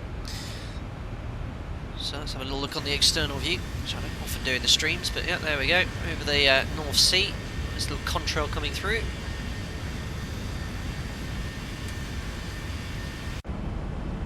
Nice cabin views as well. So yeah, when we landed Vagar, we'll do the replay, and whilst you're watching the replay, I'll take a 10-minute break, and I won't even try shut down the sim. I'm going to try and do a turnaround, leave the sim running all day. We'll see. Hopefully, won't run into any issues on the second sector, which sometimes can cause issues in simulators. Excellent. So top of descent. For those who are interested, if you have to go. We'll be commencing our descent in 8 minutes. Our ETA based on arrival should be 4 o'clock local time in the UK, 1500 Zulu, so we're talking 27 minutes from now, to be very precise. Let's call it 30. Touching down 30 minutes from now. Fly half 2, that's a good question. How do you judge where the main gear is when turning on a narrow runway? Well, you got to remember the main gear is behind you. On an aircraft like a 737, it's not as tricky as obviously a wide-body jet. But the main thing is you think about the nose wheel. The nose wheel is slightly behind you. Where is it? It's about here, directly underneath it. So you need to overshoot. If you're doing a tight turn, you need to overshoot things slightly to make sure the main gear doesn't undershoot and cut corners or so. But we'll see what the runway's like when we get down there. And if it's quite narrow, I'll kind of discuss what I'm thinking through. Now, I wouldn't choose to do a 180 turn on a narrow runway. You can easily do it, but I'd use the turning pad if there was one on the end of the runway, which I anticipate there will be.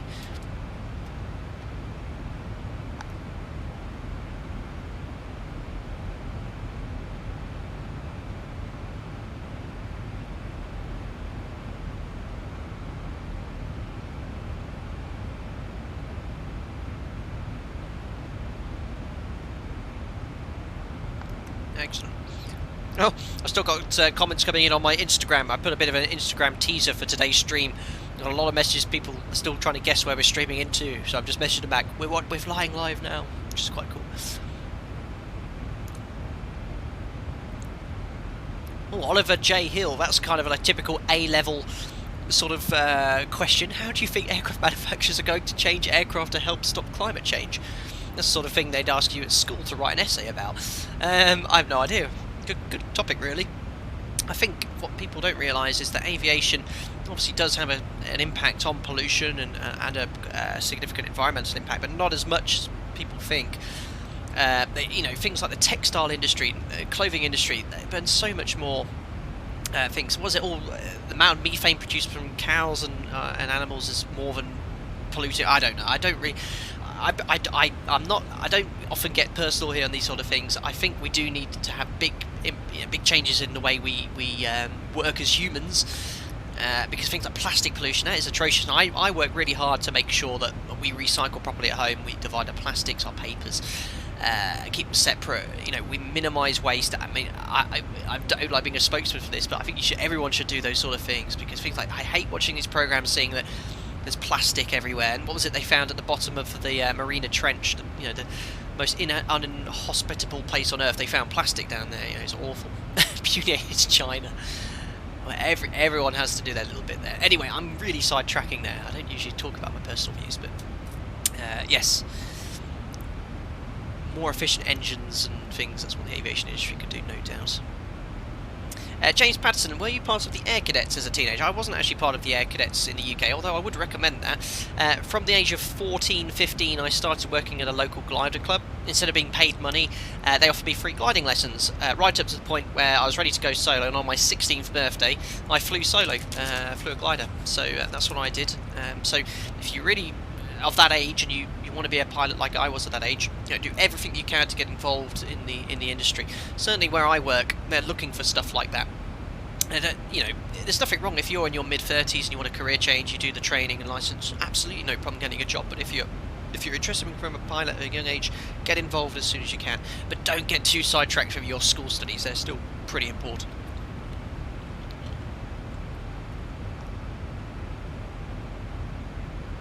Perfect.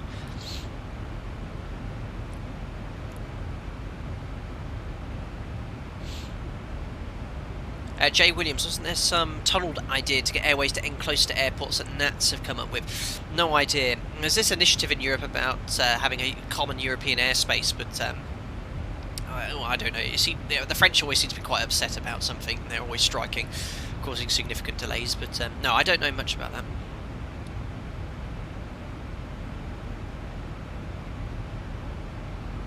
that. Isa Dalio, how old are you? Common question. Very late 20s.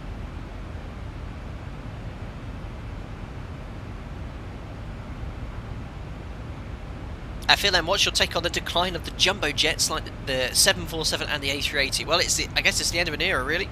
But they burn too much fuel, I guess, and not as efficient. When you have a wide-body jet, two engines like the 78, 777, 350, so much more efficient. They can fly much further as well and carry as many people. I fully understand why. Well, that's the way the industry's going. John McPherson, has RC217 improved the LNAV VNAV issues where waypoints were being passed early? Well, that wouldn't be a VNAV issue, it would be LNAV, and it did seem earlier to kind of cut the corner on the ND, but actually physically the aircraft was flying it perfectly. So it's just how the magenta line is being depicted on the ND, I think, there. Chase Pass, I've got my religious education GCSE tomorrow. Nice to come here and switch my brain off. Well, good luck with your GCSEs, buddy. I remember my RE GCSE. I think I did very well though. Right, reset MCP altitude, so we'd request descent. I've not even checked if there's anyone online. There's a supervisor here, but it doesn't seem there's anyone here. And what we're going to do, guys, we're just going to go straight down, let's say, to flight level 120.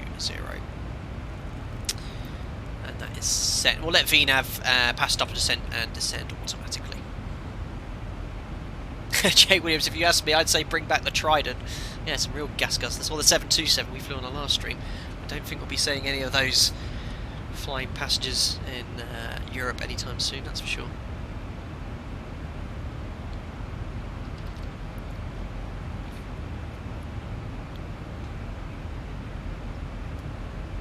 There we go. So, there's a retard, and then going all the way down to idle thrust. Yeah, look at that, much smoother, bringing the thrust back now. We'll see how she holds the speed.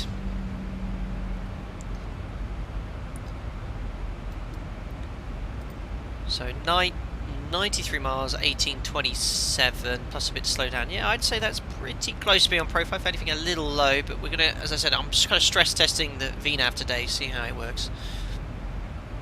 Ed Gord, do you ever fly general aviation for fun, either in the sim or real life? I haven't flown any light aircraft, well I have, but not under my own SCP rating. Not really since I did my IR. On the sim, any time I do have free is to stream on the mod, so I haven't flown anything light on X-Plane 11 yet, I'd say. But yeah, maybe one day. I'm interested. Someone told me, messaged me, there's a really good DC3 available on the X-Plane store at the Skytrain, and that would be quite cool to just do a kind of like a one-off stream. And I think that would be fun.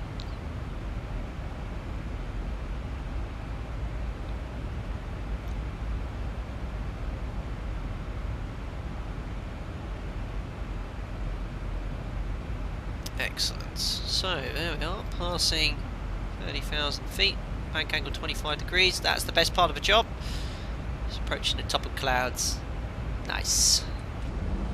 That's what you guys see. And myself as a passenger, you don't know anything different. That's really cool. Nice. So we'll actually probably put the engine anti-ice on as we go into cloud.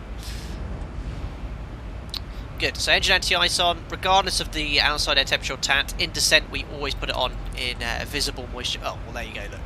Look, we're through it already, so you can pop it off. Excellent. Hopefully not oversped. It's looking okay. Its target speed's a little high, but not too bad. You know, the real aircraft, it can vary. Most of the time, it's very, very clever. The system takes into account all the information you put in it, and it can hold the target speed quite nicely. Occasionally, it can alter slightly.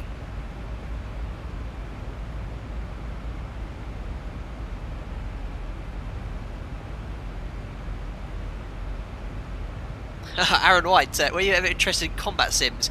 I remember being a kid and getting into IL-2 with X-Plane years ago when it first came out, and I still love it. Yes, my first ever combat simulator was Microsoft Combat Flight Simulator 2, which if I remember was set in the Pacific.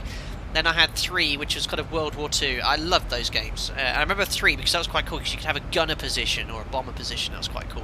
And I did, about 2 years ago, what was it called on Steam? It was like a free game, really good. I haven't played it for ages. Oh, you got War Thunder. War Thunder. I'd recommend that. I don't know if you... Maybe one day we'll do a stream on War Thunder. That could be a bit of a laugh, but that's a really good game. Completely free. And it's kind of like you can pay to buy some aircraft and stuff, but I really enjoyed that. Just aviation. When do you put the wing anti-ice on?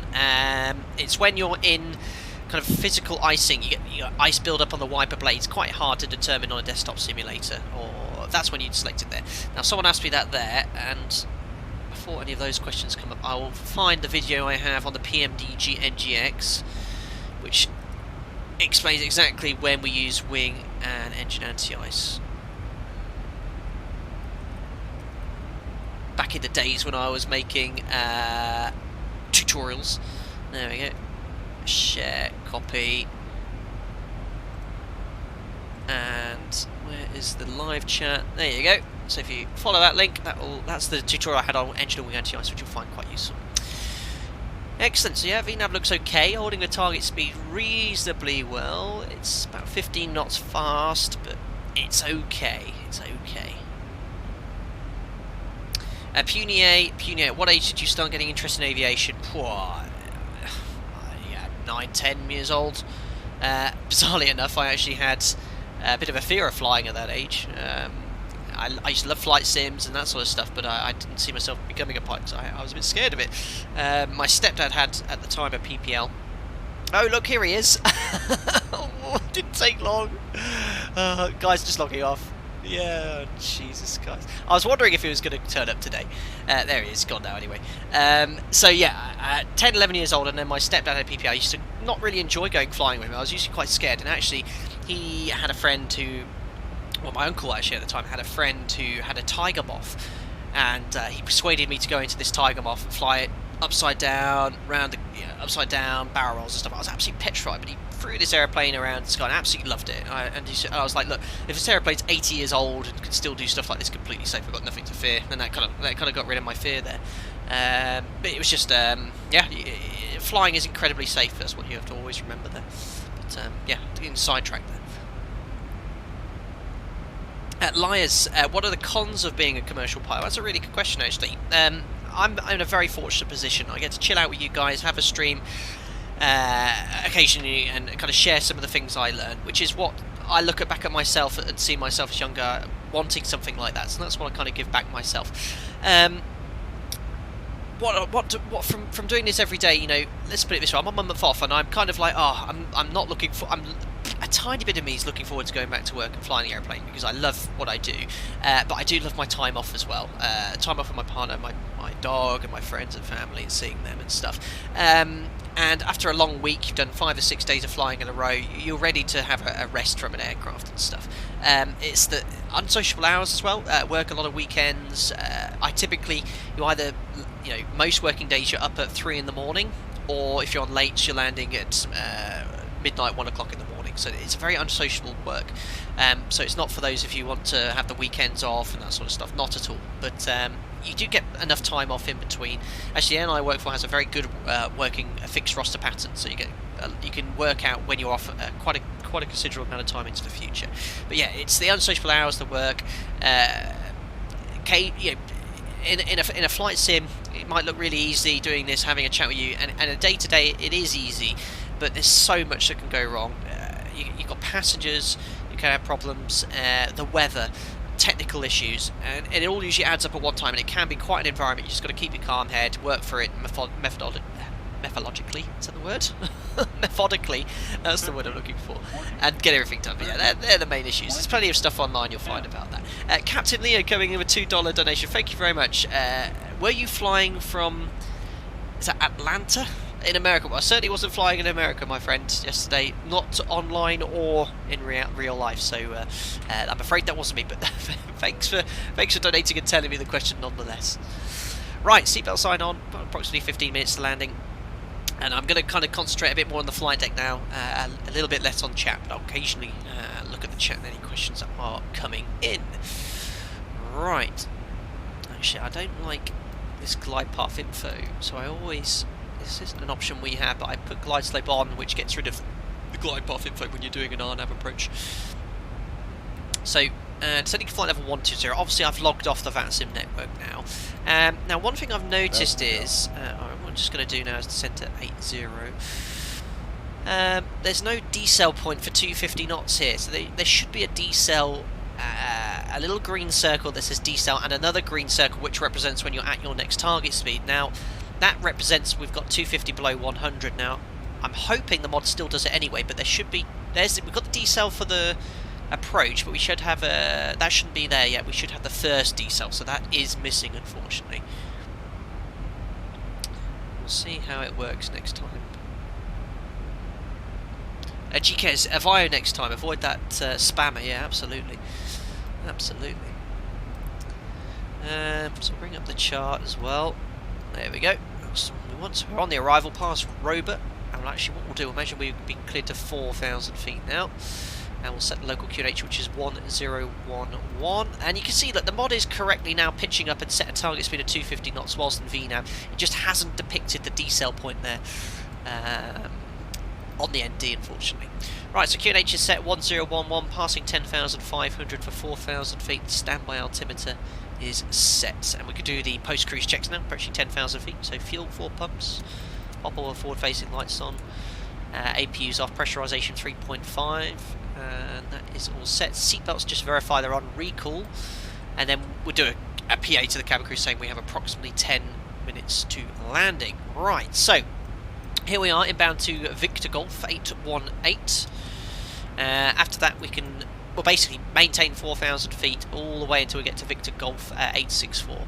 Now we're past 10,000 feet, we're a little bit above 250, so the mod hasn't quite got that right. You know, it's very clever, the real aircraft. It exactly calculates when to start pitching up to ensure that when you get to 10,000 feet you're doing approximately 250 knots. It can be very good at that. Sometimes it could be a few knots. So I've just brought the speed brake out just to ensure that our speed is at our target speed of 250. It's going to get very busy in a second as we approach our next decel point.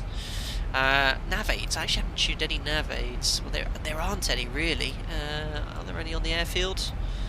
There's none. Well, none at all. It's all completely RNAV based. Chris, is there any way you can get this VATSIM spanner banned? Apparently, this guy, he's very clever. He's gotten around all the IP bans. I don't know much about this stuff, but he doesn't just spam me. He spams a lot of streamers, and not just in X-Plane. He's quite clever. And what he does, he gets other people banned off it as well by tricking. I don't know, but as soon as he pops up, I just log off, done, and that's it. And it's a great shame, and I wish VATSIM could do something to have it, but at the end of the day, what 99.9% of the users don't do what I'm doing, so I can understand why it's not really an issue for them. But if they just put like a profanity filter on the chat, or they had a way of moving the chat so you couldn't see it during the stream, that would be great. Cool, so I've just stowed the speed brake, so back to our target speed of 250 knots, and here we are approaching the next point, which is the decel point. So far, I'd say the mod's done a reasonably good job maintaining the profile. After the decel point, it should go. You'll see this change from 250-100 to whatever the up speed is, 208 flaps, or no, 230 in this case. Actually, look, there's a 230 knots or below is the next restriction. So you'll notice, hopefully, the aircraft should start pitching up slightly to get to 230. Drag required. Well, we can help her in a second. In fact, I need a lot more drag because we need to be doing 160 knots in a second. So it looks like it's really hasn't planned the decel points very well here. So we need to be here very soon at 4,000 feet at 160 knots, which is not very far. I'd say that's about a minute away. So as soon as we get to about 230 knots, we're going to select flap 1. So yeah, it has not worked in the fact of planning the descent speed very well there. Right, approach checklist then. There's no frequency to tune. Fixed rings we've got for the correct runway. Runway 12, 10-5. Fixed rings are in for the correct runway then. There's no navigator ident. Standby instruments are set and the inbound courses are set as well. The approach check's complete.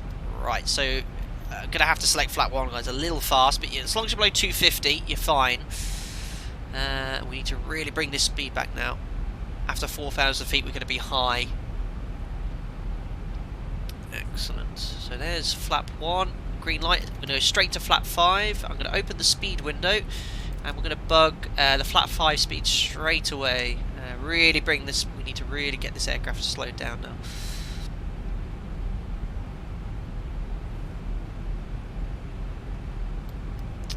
As soon as we get below 210 knots, we're going to get flap 10. We're going to level off at 4,000 feet, and then as soon as we're below at 864, we can step down. Now the next charted altitude is going to be 2660, so we're going to step down to 2,700 feet.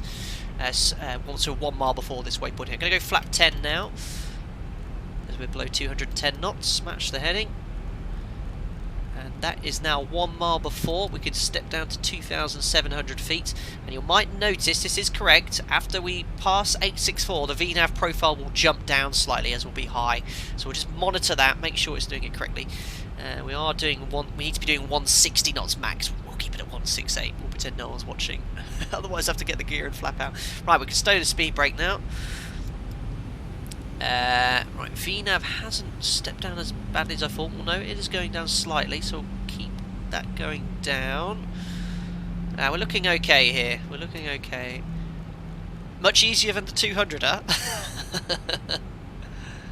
Yeah, that's actually alright. Now the VNAV profile. The VNAV profile was fine. The actual vertical profile worked well. It just didn't take into account the reduction of speed. Right, so 862. 2 miles away. We can then after that step down to 2,300. Well, hell, we'll just go straight down to 2,000. I'd usually just step each point straight down, but we're going to set 2,000 feet straight away. And we're turning into quite a short final. Actually, look, I didn't actually notice it. It is slightly offset, this approach. Right, so we've got terrain noted. It's complete IMC out there. Cannot see anything whatsoever. Match the runway heading now, or the final approach track to 123. 1,000 to go. Excellent. And we're going to start configuring very, very shortly. Right, at 2,000 feet, very shortly we're going to set this to 600 feet, which is our final descent altitude. Lever of shame in heavy use, so it's stowed now, but we didn't need that there. Now it's shallowed off the profile quite a bit there. That's okay, but we are now going to set 600 feet, 1 mile to do that. VNAV path, speed windows open, and approaching 5 miles we're going to configure now. So Gear down, flap 15, match speed, landing checks to flaps. Let's hope we can see something. Star switches continuous, recall checked, speed brake, armed green light, landing gears down, 3 green, auto brake set to 3, flap 25 initially. So we need to be below 162 knots to select flap 40. There it is, and then we can now select flap 40. So landing flap is now selected. Now it should start descending. Past this point, that's correct, 2000. There goes the VNAV profile, so that is working all correctly. And there we go. Oh, there's a bit of ground. Oh my goodness me! Is that getting that close to terrain? Flipping heck. Cool, that's not. I wouldn't like seeing that in real life. I hope that's all programmed correctly. No terrain cautions. Excellent. Well, flaps are selected. Flaps 40 green light. Lights are on. Checks complete. Crikey, low cloud base here. We might have to go around and do the localizer approach. I feel like we should be lower here. 3 miles, 1,500 feet. Oh yeah, what was the missed approach altitude? It was climb to 4,000 feet, so we can set that now. 4,000 feet set. Hopefully VNAV is behaving correctly and keeping us low. Altitude distance cross check, that would be a good way of doing things. So Victor Golf 856. Ooh, let's just look outside. Oh, there we go. There's a runway. 2 rights, 2 reds. Oh, praise the Lord. Here we are. Trust I will never be them. Right, we're offset and we're disconnecting. I want to hand fly this. Right, checked, disconnect. Still quite a way, a bit of the minimums. Checked. Right, so there's that 30-metre wide runway. It doesn't look too deceptive here, so you can just keep it coming down, but you'll notice it gives you this impression of looking high as you get closer. But keep it descending. I'm going to get rid of the flight directives as well, because the guidance there isn't what I want to follow. Oh, I'm not concentrating. I'm too busy playing with the flight directors. My goodness me. Right, 500 continue, fully stable, a little bit high, 3 whites. Oh, look, that's what happens if you don't concentrate on the flying. Continue. There's that narrow runway there. So it gives that impression of being high, especially as I am a little bit higher as well. 2 reds, 2 whites. Watch that rate of descent a little bit higher, 1,000 feet per minute. Over the threshold, hopefully at around 50 feet. There it is, 30 metres wide. Check a bit higher because the rate of descent's high. Not too bad, bit of firm, I'll take it. Speed brakes up, reverses are green. We select second detent reverse. That auto brake is very effective today. We don't need that at all. So disarm the auto brake. I'm going to keep the detent out until we get to about 60. That helps with the brake cooling. Excellent. Apart from veering off to the left because I was recycling the flight directors, overall not a bad job. 600. There's idle reverse. Go all the way to the end. Hopefully there's some sort of turn pad there. Oh, look at the scenery though, fantastic. Reverses to idle. 300 remaining. Butterish, wasn't it? Members, there should be some new butter emojis for you to use in the chat. There's a no butter and a butter one I used there. Anyway, remaining. braking manually now, and here is the turning pad, which is slightly wider than the 30 metres here. Excellent. That was fun. Right, so there is a little taxi line guidance here.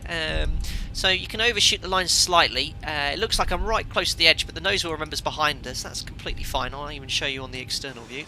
So you can see, look, we're completely on the runway, on the taxiway, not causing any issues there. Go full left on the tiller. And you do use quite a lot of this runway here. Actually, I've not quite got full left in. That's because my rudder's moved there slightly. There we go.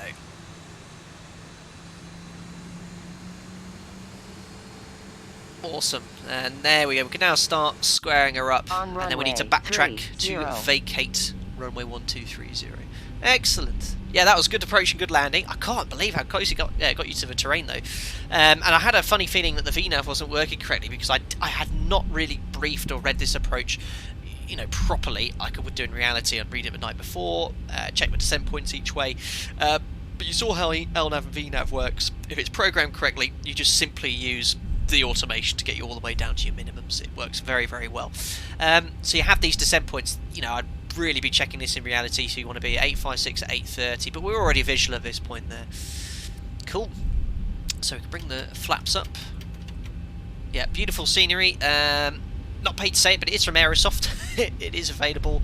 I think you get all of the the Faroe Islands and the Vagar airport. It's a little bit more of a standard airport scenery.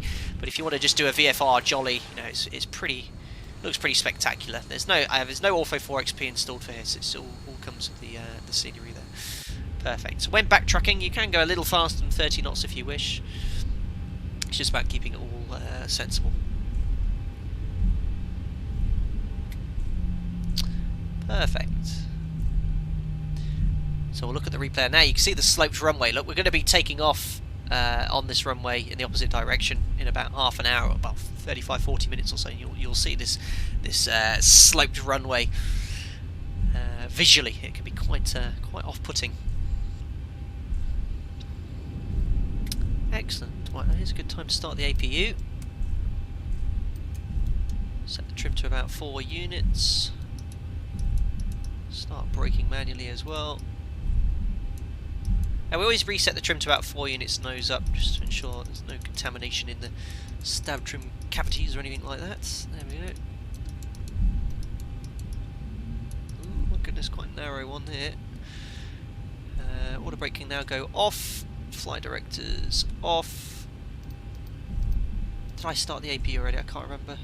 Better, because we're coming. I did. Yes, we're coming on to stand. These lights can come off. Auto, and the probe light probes off too. That's pretty much the flow complete. Let's go to steady. Am I on the grass? Probably no. So very narrow taxiway. I think Airbus A390s or A320s do routinely come into here, so it should be wide enough for us. Where are we going to park then? I have absolutely no idea. I've not been here, but I've landed once as a test on the other runway yesterday, but I've not attempted to park here. So this is what we call like a self-manoeuvring stand. We're going to come in here, make a right turn, and then shut down the engine there. We'll just take stand 3 for us. AP can come on the bus now as well. Excellent. Right. So you'd have a marshaller usually. So we need to follow the yellow line, and then we need to make a right turn. It's a self-manoeuvre stand, so there's no pushback. So you've got BA146, Boeing 737, so that's for us, and the lines are there. So we're going to overshoot the line slightly. Remember, the main gear's behind you. You'd have a marshaller here, obviously directing you. I reckon about there should do it. Bring it hard round on the tiller. It's very hard to judge without a marshaller. I'm going to cheat. I'll marshal myself. There you go, but you've got the idea. You can see that the main gears come on quite nicely. And we're looking for the line that says Boeing 737. I have absolutely no idea where it's gone. There it is. We're cheating, but we'll take it. I'd say that is a pretty spot-on line up there. Good work, Flight Data Sim. Right, anyway, parking brake is now set. 2 blues, 1 red. Engines are dead. Ladies and gentlemen, welcome to the Faroe Islands. Actually, don't know what the local time is here. I don't know if it's the same as the UK, but it is 16:03 in the UK if you're interested. Now, we are going to do the next flight to Keflavik, so we'll do the transit shutdown. We are pop this to open, and voice recorder we turn on, but it isn't simulated on the mod. Set this to standby, which I forgot to do, 2000. And once the N2 is below 20%, which it already is, anti-collision light off. And that's it, guys. That is the transit shutdown flow. Guys, just before I do the replay, always love to watch your your banter on the approach. Got a lot of butter emojis there. Nice, Captain. I'm going to try this approach. Perfect landing, no floats. Decent. You're a master. Ooh, I wouldn't say that. Every landing you walk away is a good one. You can always repair the gear and the brakes. Love that. Arioto, is this add-on scenery? Yeah, as I said, it's the Aerosoft scenery there. What is the maximum backtrack speed on the runway? I think it's we can up to 60, 65 knots. Exact speed, I don't know, but I wouldn't want to go much over 50 there.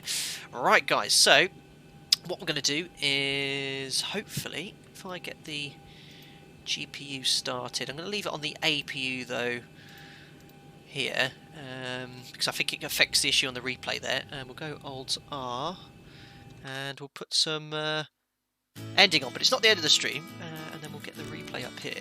Excellent. So let's get nicely on the approach. That's the backtrack. Oh, that's going to be a good point here, I reckon. Excellent. So you can see I was busy fiddling with the flight directors at that point. a little bit off the centre line, and you can go here. Oh, Christ, there's the runway to a side, making that right turn onto the centre line there. That looks really, really spectacular with the approach lights on the scaffolding there. So there's the turn onto final after realising I'd overshot the centre line. There we go, correcting nicely. That's when we came out top of the cloud, top of the hills of the cloud there. There we go, correcting onto the centre line quite nicely. There we go. So I came over a little bit steep there, so I just checked a little bit higher just to bring that rate of descent down over the thresholds. There we go. Oh, that was, yeah, I think if I'd left it 10 feet later, it would have been very firm. 10 feet earlier, I would have floated there, so it was quite firm. I'll take it, though. Oh, my goodness. Nice, I think it was pretty good. Nice, didn't bounce at least. There's the reversers selected. Brilliant. Alright guys, so what I'm going to do, I'm going to take a quick break, about 5, maybe 10 minutes or so, get the new flight plan sorted on VATSIM, we'll try it again on the network, but if we do have any further issues, I'll just log straight back off. So yeah, if you want to go for a break, I'll be back in about 5 or 10 minutes or so for the next sector. See you in a second, guys.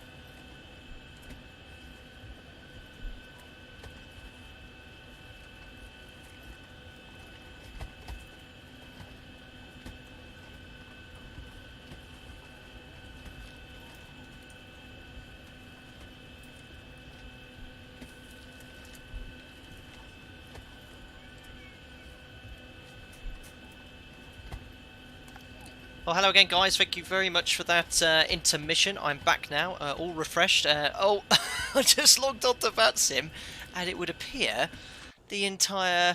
Oh, look, everyone's here, including this guy. We'll log straight back out again. Excellent. Thought that was going to happen.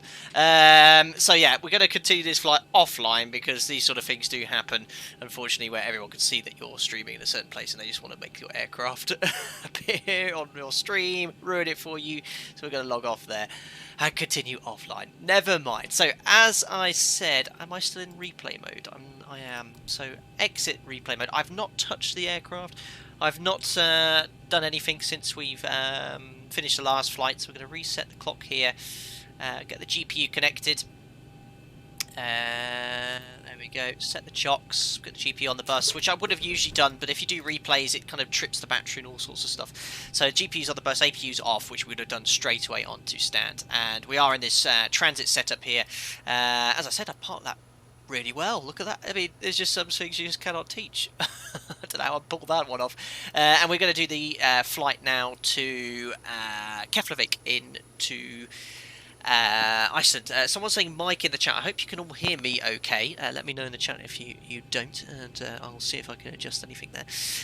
So what we're going to do as well, we can put this home, terminate flight leg. You could start service crews on the ground or get the aircraft serviced as well, cleaned and ready for the next sector just before we start boarding. And what we do for the transit setup, open the door as well so I can have a chat to the cleaners, tell them not to dent anything. We start off really with the pre-flight setup. So you go back here, still got the weather radar on, so everyone in front of us has grown an extra body part, so we need to make sure you turn that off. Terrain is selected then for now.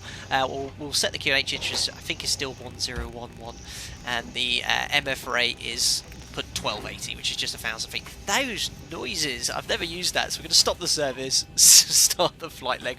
We'll imagine that the flight leg and cockpit were cleaned and cabin very quickly. So that's now set, and basically we need to go straight into the FMC. So the pilot monitor will get you the weather. He'd be doing the walk around now as well. And yeah, like I said, I've not shut the sim down, so we hopefully won't run into any issues in the flight. It's usually quite good to reset the sim, but we'll see what happens anyway. Right, so we're now in Vagar, which is Echo Kilo Victor Golf. And we go to the next page. It's not there. Route. We've already done the IRS alignment, so you don't need to do that again. And we're going to Keflavik, which is Bravo India Kilo Foxtrot. There we go. Our call sign, we're offline. I might try again later going online, but we'll put broadsword 02 for now. Departure is going to be runway 12. Now we are doing a departure of called My 2 Tango, which is this one here, and it's probably the shortest route you'll ever need to put in. From My, we're going to Golf 3, and from Golf 3 to Nasby, which is the arrival into Keflavik. My dog's just walked into the office again. Departure arrivals. The star we're flying is the Nasby 3 Kilo. Now, I'm not... I've never flown into Keflavik. I have no idea what the preferential runway is. This is based off runway 19 because I basically looked online earlier and saw that in reality that's what the landing runway was. ILS approach, which one is it now? I'm going to look onto the charts here into Keflavik and see we've got ILS Zulu 19 and we've got the Nurko transition, or we've got an Elvam transition. I think that's going to be the one we want. We'll have a look at it all later anyway there. So we can activate that, execute. Now the weight, I'm just going to base it off 150 passengers again, so I don't have to change too much in the settings. So 0 fuel weight, same again, 57.4. Our alternate is going to be Reykjavik, or certainly one that's close to Keflavik. We only need 1.7 tons, we'll call it 1.8, which is kind of like the minimum we always want to set anyway. We use a cost index of 30. Cruising at flight level 380 today. I don't know why the trip's below it. Should be certainly a lot higher with the estimated trip. Our cruise altitude at top of climb, that is going to be 134 at 13. There's nice gentle winds. Quite a lot of high pressure, I think, dominating Northern Europe at the moment. And the ice deviation at top of climb is plus 13 degrees. There we go. Now, I have no information regarding takeoff performance here out of Vagar.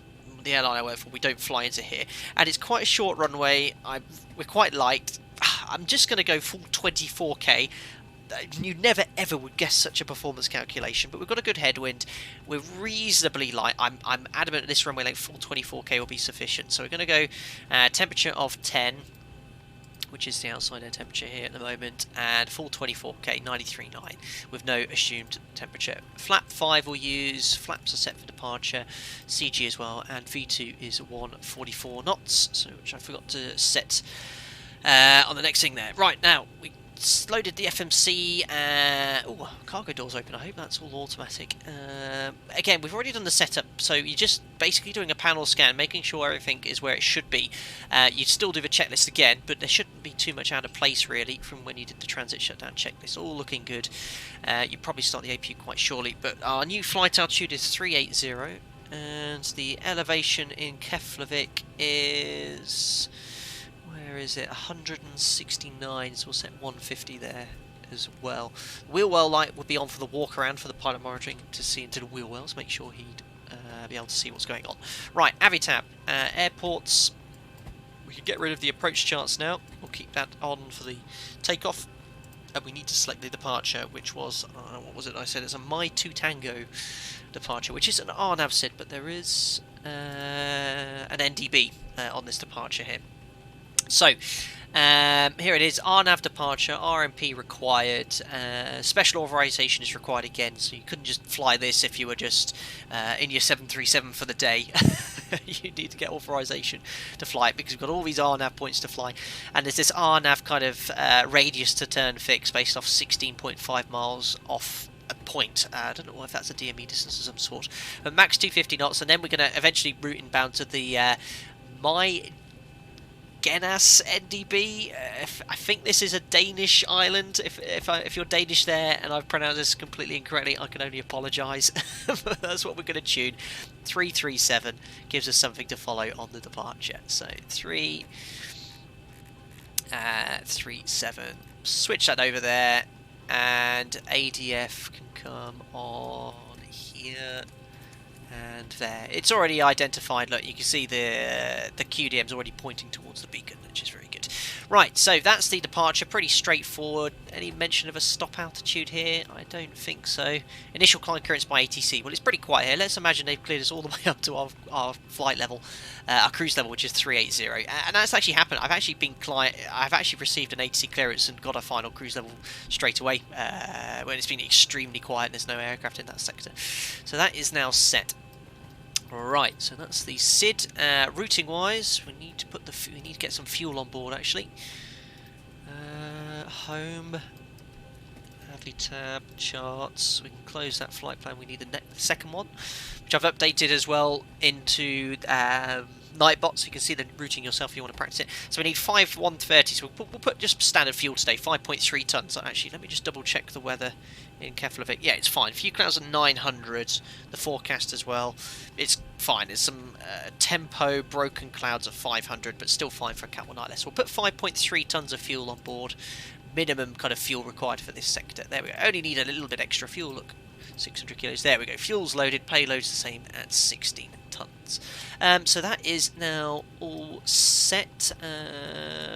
Fuel. Oh yeah, the routing. That was what I wanted to show you. Have to have charts. The fuel's on board. And here we are. There we are. So, we're going to be departing the Faroe Islands over the rest of the North Sea, or Northern Atlantic if you want to call it. There is some forecast here. That's for icing, moderate icing here from 150 in the descent all around Iceland.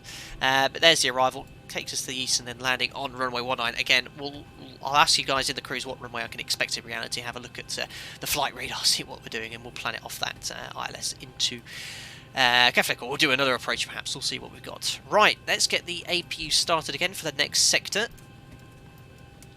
Self-position stand there. Imagine the pilot monitoring's done his walk around, so we can put the wheel well off.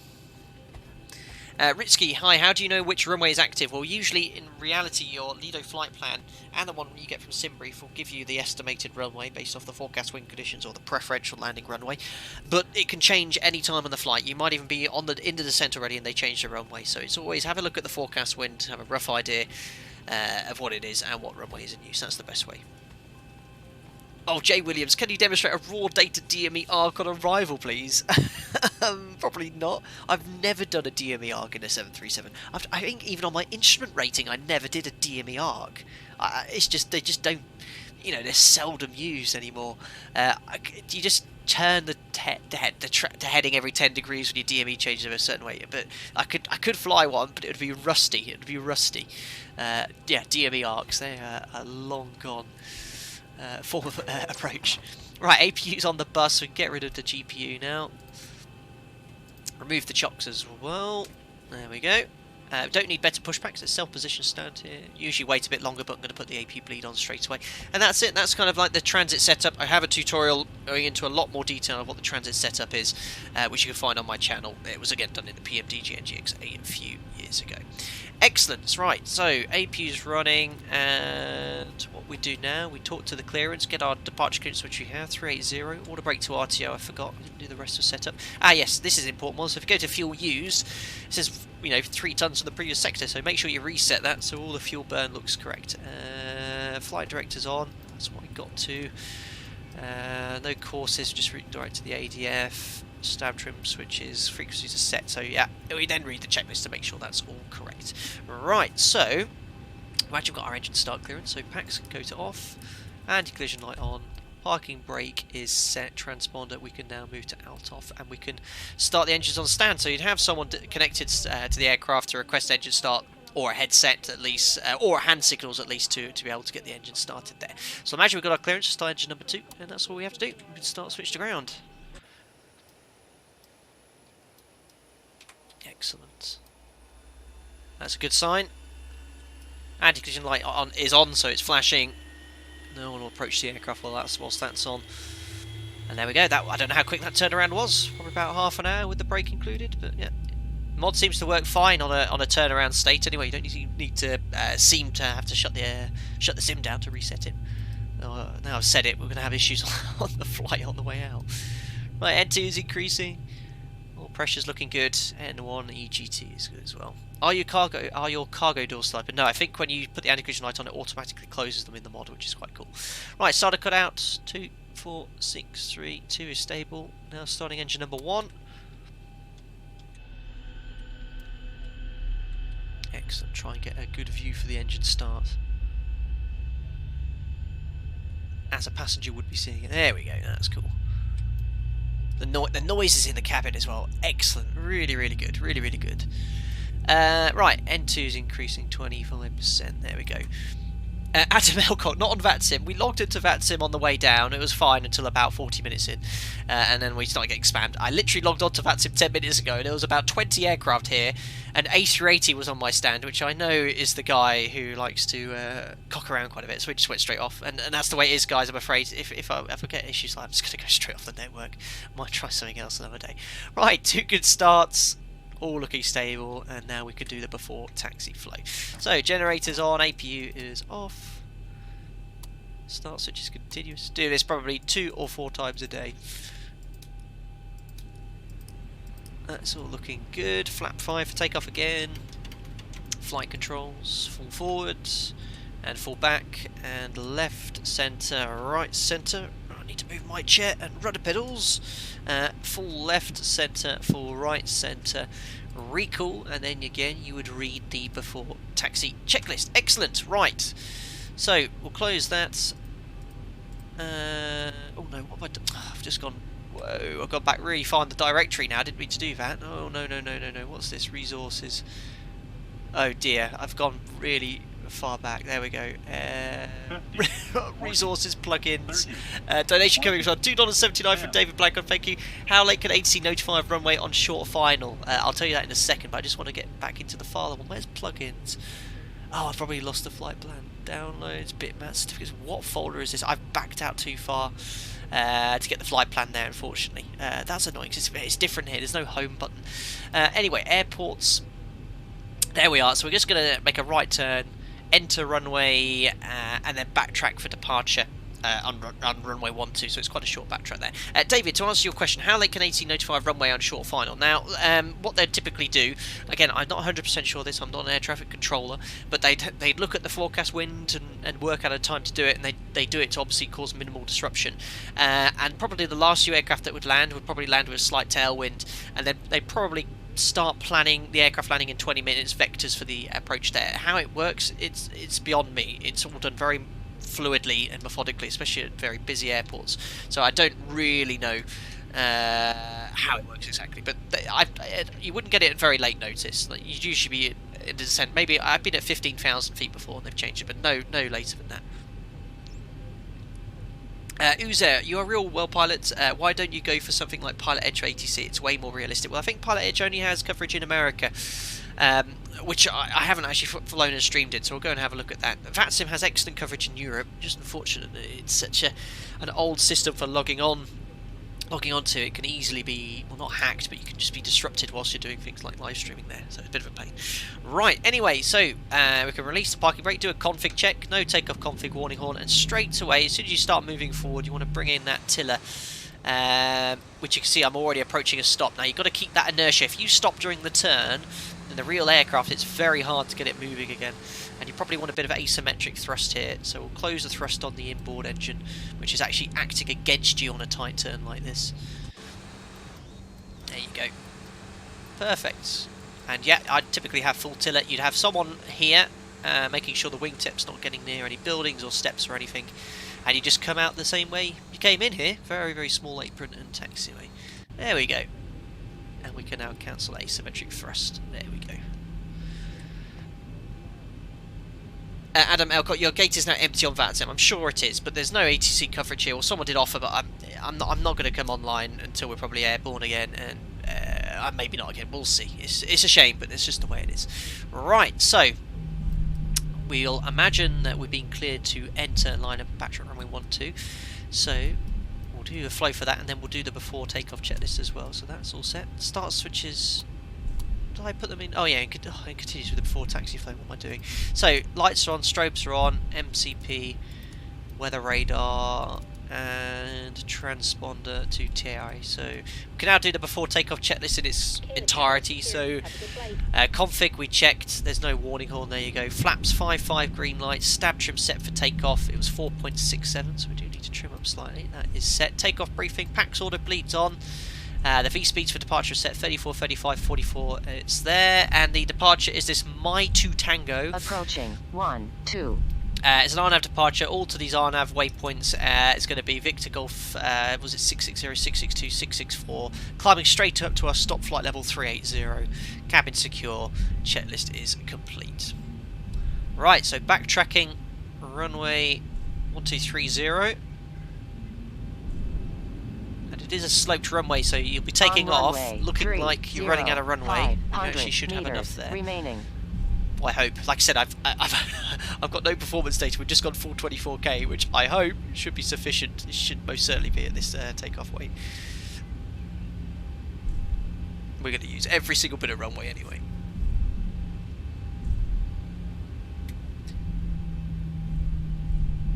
Why have we not used IVEO? I think IVEO still has the same issues with people. What's the word? Spamming. I'm not 100% sure on that, but I need to have a look into it and stuff. I've got a donation coming in from Noah Featherston. Thank you very much, $10. Hey man, I have to work today unfortunately, but I saw you were streaming and had to stop by and say hi. Thank you very much. Good luck, and we'll watch it later for sure. Have a good day. Well, thank you very much for the tip and donation. Yes, this will be available to watch at the end of the stream for sure. Perfect. So, I'm going to follow this yellow line here. And again, you want to use all of that runway here just being 30 meters wide. And just be very careful you don't go over the edge, obviously. Now, it looks obviously really like close to the edge, but again, look, you've got sufficient space here. And now I'd really be cranking the tiller over here full left. Again, look, it looks like you're quite close, but look where the nose wheel is, it's slightly behind you. So this could be interesting if I might be slightly right of centreline. Like I said, this is just a very, very narrow runway here. Full tiller. There's a little bit of asymmetric thrust just to help me around. I think we should be actually okay. Excellent. On runway. Just straighten 1, her up 2. slightly. It's actually undershot it slightly, and we're looking for the runway QDM of 1, 2, 3. There we go. I'd say that lineup wasn't too bad. There shouldn't be too much runway behind me. I hope not anyway. There we go. Right, we're facing the right direction. Minimal amount of runway behind us. Let's hope that 24K was enough for our takeoff thrust setting. And let's go to Iceland. On right. runway 1, 2. All right, on Ras. runway, Thank you. 1, Thank 2. you very much. Right, thrust up to 40%. And that is looking good. EGT's looking good. That's all stabilised. Push toga and set takeoff thrust. Looking for 93.2. There we go. So, takeoff thrust set indications normal. 89. That's checked. Slope runway. Looks scary, but there is runway over the crest of the hill, or you rather hope.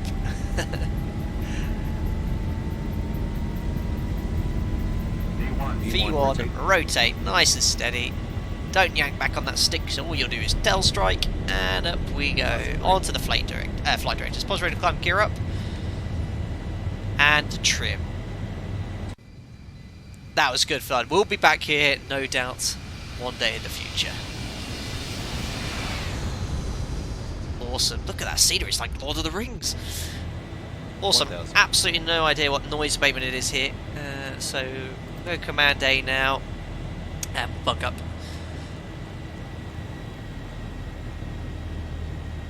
Timer. I did set the timer. Who said timer? There we go. So there's V2 plus 15, select flap 1. Temperature's just above 10 degrees, so we don't need the engine anti-ice on. It's a shame. I wish it was a little clearer because there's some quite nice scenery coming on here.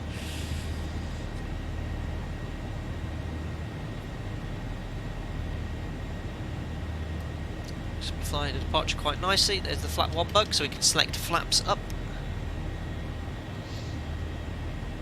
And a nice little cloud layer there.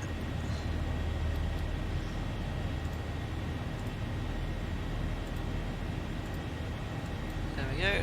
There's our SID. Excellent. So, looks like the flaps are up, no lights, match the heading. We can now select VNAV, set standard, so we're climbing up to a flight level, passing 35 flight level 380 after takeoff checklist. So gear to up and off. There we go. Water brake to off. And what's the temperature outside now? 10 degrees. So I'll pop the engine anti-ice on and leave the start switches in continuous. Air conditioning and pressurization 1.9. Climbing. Temperature's looking good in there, and that is all set. Auto good. And then we just verify we've got standard set. Altimeters passing 44, flight level 380 after takeoff checklist is complete. We'll release the cabin crew. There we go. No turbulence forecast on today's flight. Look at that, the aircraft is flying that very nicely with the RNAV radius to fixed turn there, and it looks like it's correctly depicted on the ND as well. But although it does seem to have a discontinuity now between these 2 points, but I think that's just probably the way we're turning, or it could be the fact I've done a transit turnaround. We'll see what happens when we get to 670. Okay, so we're restricted to 250 knots until the turn's complete as well, so if we get to above 100 we'll maintain that speed too. Perfect, above the clouds so engine anti-ice can come off. There we go. And down there is the Faroe Islands. Robert got the message, I'm on it.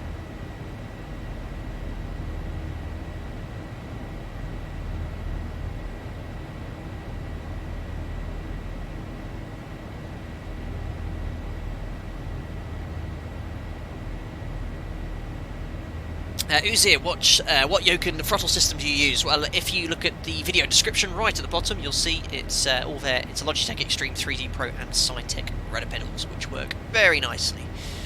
So when you're doing an RNAV departure like this in reality, we don't actually have it programmed in the mod, but you have the 4th progress page, and you can monitor your, well, it's actually on progress page 2.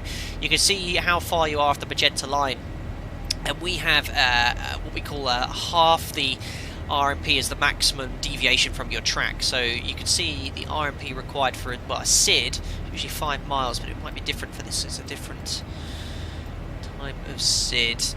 Oh yeah, look, you can see RP of just 0.15 required, so half of that is going to be 0.075, so you're monitoring that, making sure that doesn't go over that. So you cross check it. You very rarely find it's off the magenta line, but if you go too fast around a turn and it's quite tight, you can overshoot.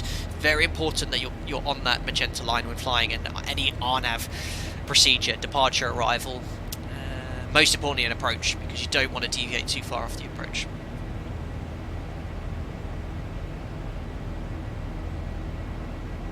Oh look, we're past 100 already. I was too busy reading the chat. So we can do the pre-cruise checks again. So fuel, 4 pumps, lights, logo is off, APU is off, pressurization 4.9, and temperature's all set. Release of passengers, that goes to auto recall, and the pre-cruise checks are complete.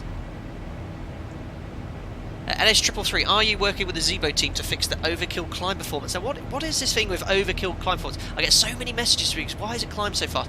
I've never had any issues with the climb performance on this aircraft. If you are light, if you are flying into an ever-increasing headwind, your rate of climb can be well in excess of 4,500–5,000 feet per minute. I've tested this hundreds of hours at the ZIBO mod for ZIBO. Never had any critique over the climb performance at all. So yeah, I'm not sure what that's referring to. It's very good.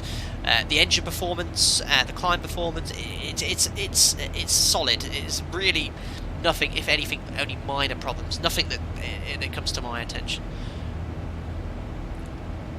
Perfect. So 250 knots or below after 670. So once we've gone past that speed limit point, which we just have a little bit early.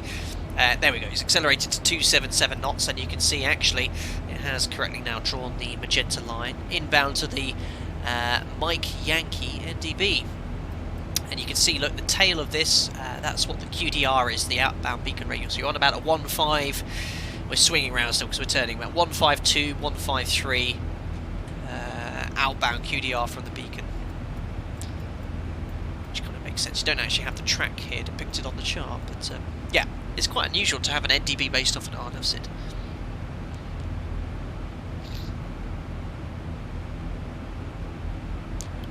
Ludovic, good question. What about if you're more than half of the RMP? Well, you need to back up your navigation conventionally, get vectors, advise AC, but you cannot continue the approach if you're on the approach, that if your RMP exceeds the AP, you need to fly this approach, basically.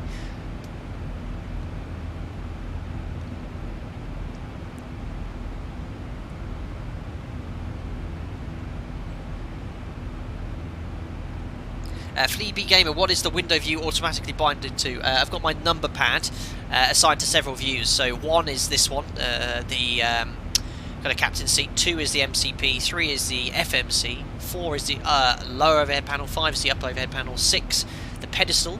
7, left looking out the window. 8 looking right out the window. 9 is the first officer. Then 0 is the EFB. So I need to put this on a Google Drive. I only have it available to the members on my Discord, but I'm happy to share that publicly. But yeah, it's so easy on in X-Plane to bind certain views to keys. In the 200, the Fly JSIM, I have the same keys binded essentially. Jay Williams, what if you're unable a navigation performance en route? Same applies. Request conventional navigation, unable RNAV vectors if you're in radar control or route to a VOR basically.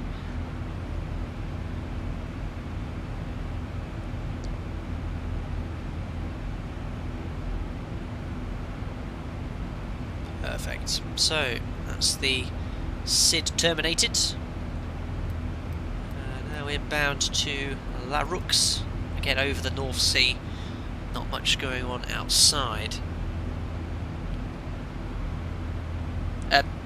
Perfect.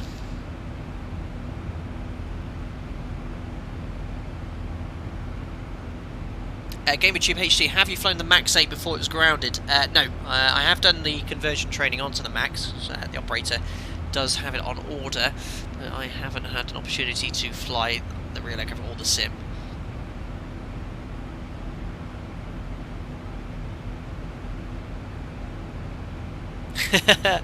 Extra Enter, fly this sim, have you ever got lost in an airport looking for the right gate? Now how do I answer this? I wouldn't say completely lost, but certainly had to bring the aircraft to a stop just to make sure that we're going the right way. And there is nothing wrong with that. You know, if you're unfamiliar at a large airport, and you're not 100% sure where you're going, bring the aircraft to stop, confirm with ATC. It might seem embarrassing, but it's not an issue. Now, I'd say, as a captain, I've only once, I went to Oslo Garda mode for the first time, not too long ago, and it's quite actually a very clever taxiing system. We were told to change. We were taxiing to a stand, and on the way they changed the stand for us. I don't know why, because I think it was another aircraft on another stand, and it was on a different part of the terminal, and I had to just I don't know where I'm going, I had to stop the aircraft, just get the chart out, make sure you're happy where you're going, and there's nothing wrong with that. But no, you usually have a rough idea of where you're parking. You can call up a handling frequency and ask as well, so you can plan your taxi route prior to planning. But if they change your gate or change your taxi instructions and you're unfamiliar, yeah, just bring the aircraft to a stop, check your routing, make sure you're happy from there.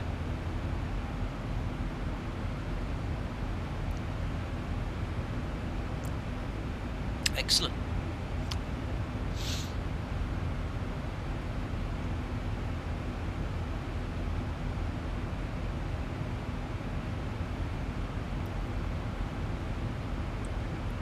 Jay Williams, what do you do if you are told a SID but don't recognise it and so can't read it back? Well, your flight, they should 99% of the time give you the SID that's on your flight plan. If it's different and you can't find it, just confirm, the SID, get to spell it out, and it should be charted and just selected in the FMC. It's usually not seldom an issue. Kim, at some airports, if you stop on the taxiway, you're required to get a tow. At most large US airports, that's a thing. Yeah, US system, you have progressive taxis there, don't you, and things like that. But a lot of airports in Europe as well, you get a vehicle to guide you on stand as well. Malaga, that's quite common. They have a follow me car to push you on stand, which always makes it a lot easier, obviously. Pele, have you ever flown to Denmark in real life? Yes, been to Copenhagen many times. A few other airports as well. Hi, hey, what's your PC specs? It's this.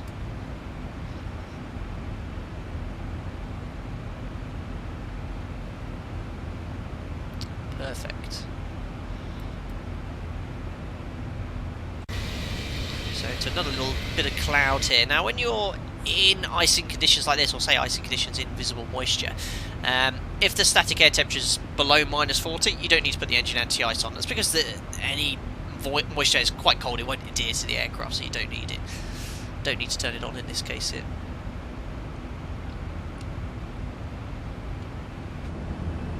Perfect. Jacob Bowser, this game freeze. X-Plane 11, it costs about, I don't know what it is in the Steam store, about $50–60, but this setup I have here with the add-ons, I mean, you don't need to have all the add-ons I have, but even so, I spent probably less than $100, excluding add-on airports, or £100.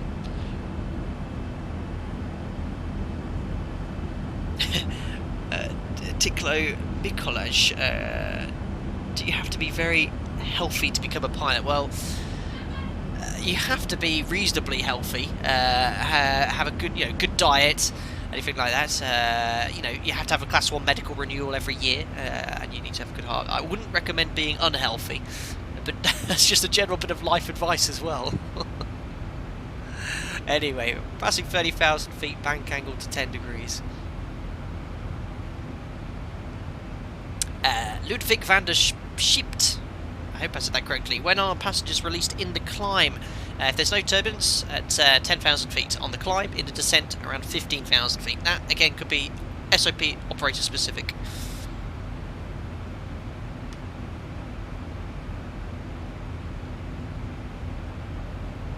Perfect.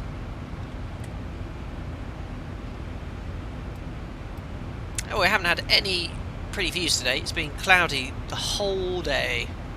Not that you'd see much again, as I said, over here, over the North Atlantic. Mike, why does true airspeed increase when density decreases? I don't get it. Put it in as much layman's terms as possible, which is the only way I ever understand things. As the air density decreases, there's less air molecules to go through the pitot tube. So, your indicated airspeeds, basically, if you maintain it, your true airspeed increases. That is about as simple as I can make it, really. But yeah, that's kind of like in a nutshell. There's a lot more factors involved as well. If you maintain your indicated airspeed in the climb, true airspeed increases, Mach will increase as well.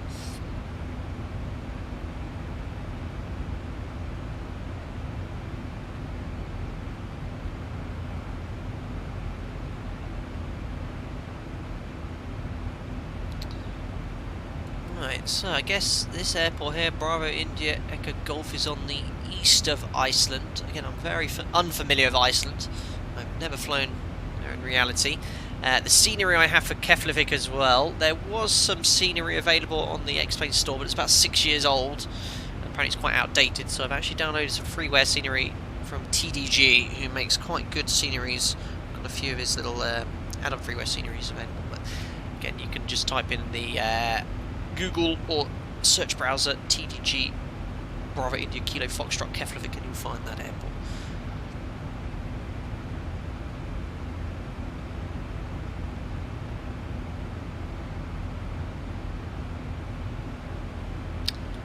Awesome. So approaching flight level 380. Typically takes around 20 minutes or so. So it's all looking good. Obviously the performance of the aircraft decreases the higher you go. Engine has less available thrust. So we have a fixed climb thrust. It looks like you're revving the engines, if you're new, a lot, but it's completely normal. Actually, engines are more efficient at a higher level at a higher N1, so that's why you have such high N1s all the way through the climb.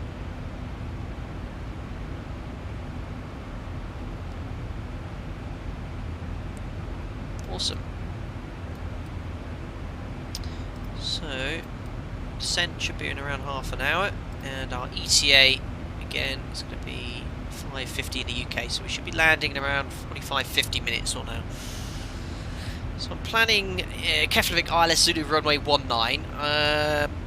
Actual weather right now, so I haven't looked at that for a while. It's 2305 knots, so it is okay to land on 19. It's 2208 knots, so yeah, I should think it's 19 in use there as well. We'll see what approaches are available.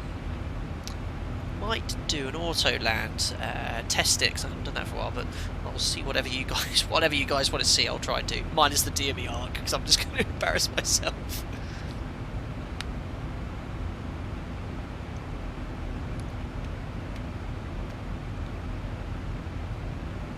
Oh, Jay Williams, I'm not. That's beyond me. Are you able to change the frequency band to 3.35 megahertz in the 7.3? Do you ever have to? That's I don't even know what that's referring to. I mean, we just had the VHF frequency set here. You can change it. I mean, in here you can change it to was it to the nearest 0.5? I think in other aircraft you have a different frequency range. But again, it's beyond me. I need to look that up. It's not off the top of my head, that knowledge.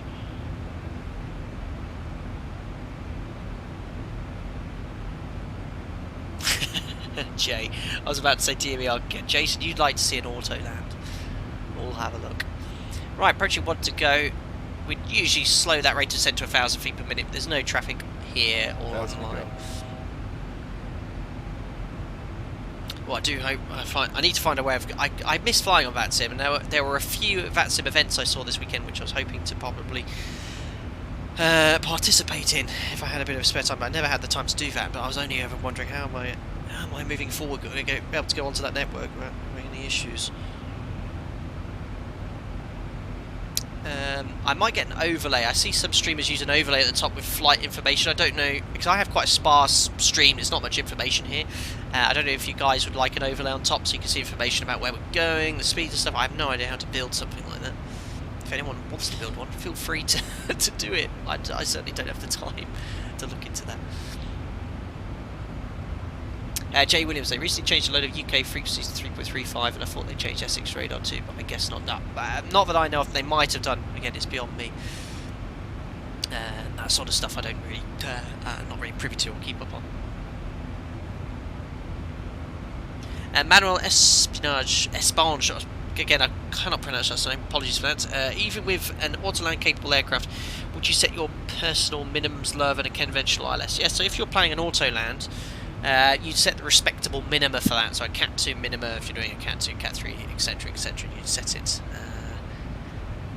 accordingly. Project Fly offers a free one. I don't know how to build one. Project Fly. So Project Fly I've heard of, that's that Matt Davies, who's a big streamer, he's a very, very big guy doing the streams and stuff. I'll look into that, see if there's anything available regarding an overlay. We'll have a look.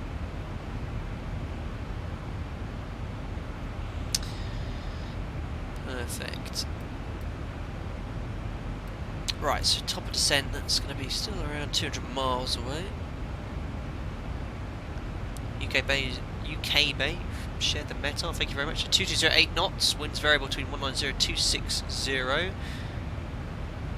10k, few clouds at 900, 9 degrees, QNH is 1015. Well, thanks for grabbing the weather, because I was just about to do that on my phone.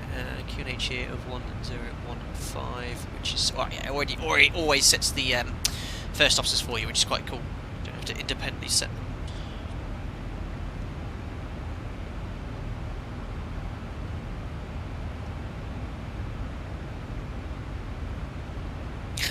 So I'm just looking on the VATSIM map. I can see I'm on my way to the airport, and there seems to be several aircraft waiting in Iceland. I don't know if they're waiting for me. Some people might be having a look at that. There's no ATC coverage though. How many aircraft are in the queue behind me? There's 1, 2. Oh, fair enough. We might try and go online, but again, there's no benefit. If there's no ATC, there's really no benefit apart going online, apart from the fact that there's going to be other people to mess around or fly around, which is fine. But if there's anyone there to mess around, it's just going to ruin the stream. T7 driver, what happens if you fail a sim check? That's a good question. It's not the end of the world. Obviously in the debriefing they'd explain the areas we failed on. You'd also be grounded as well. You cannot fly if you fail your sim check. Depending on what it was, you'd do some recurrency training or additional training. It could be 2 hours, it could be 4 hours, covering the aspects of what you struggled on, and then you'd have to repeat that item again in the simulator. Now, if you failed on one item, you just have to repeat that one item. If you failed 3 or 4, you'd have to repeat 3 or 4 items. So if you failed 5 or more items on your check, which is very unusual, you'd have a full failure, and that would require some sort of maybe some sort of training investigation or something. Again, each airline will have their different way of doing it. Is it rare? Very rare. Not many people fail checks, but occasionally some people do. They might have just missed something on their check, and it's not a big thing. You know, I wasn't a tier. I wasn't a training checker. I was just an instructor, so I never checked or failed anyone. I've taught additional training for someone that has maybe just was a bit rusty of something in the check, but it's usually some safety aspect which had to be redone. But it's very unusual. Generally, the standard is very, very high.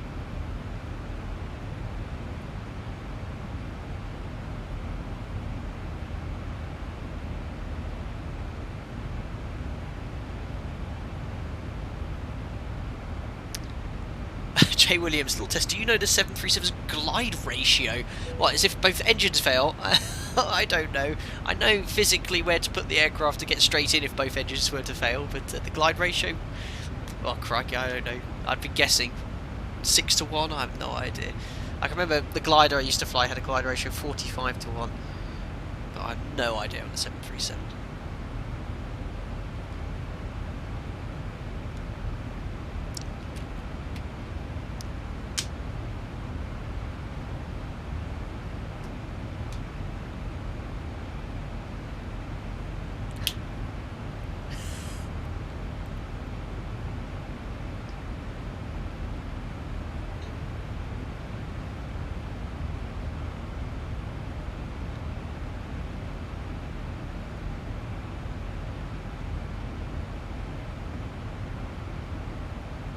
Perfect, right, so 38,000 feet over the sea.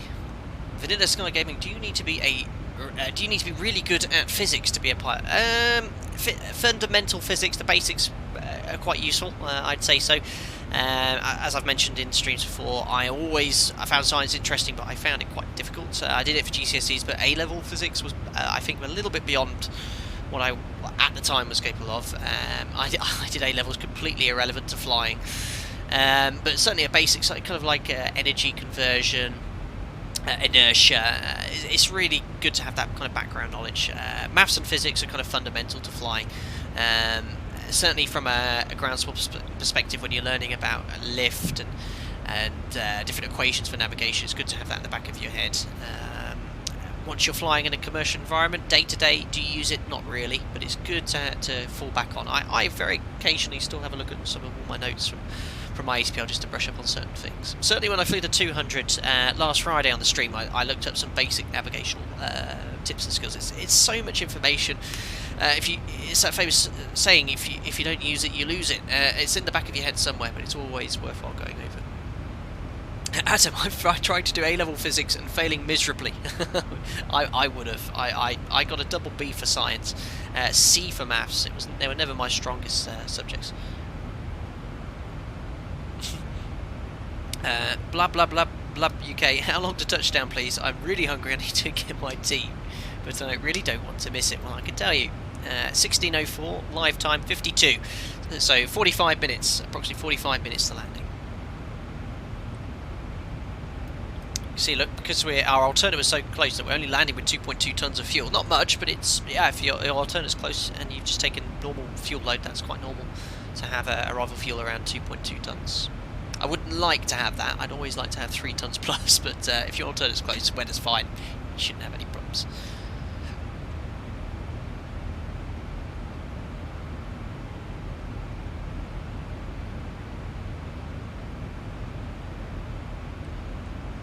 What was the glide ratio for the 737? Did you actually look that up?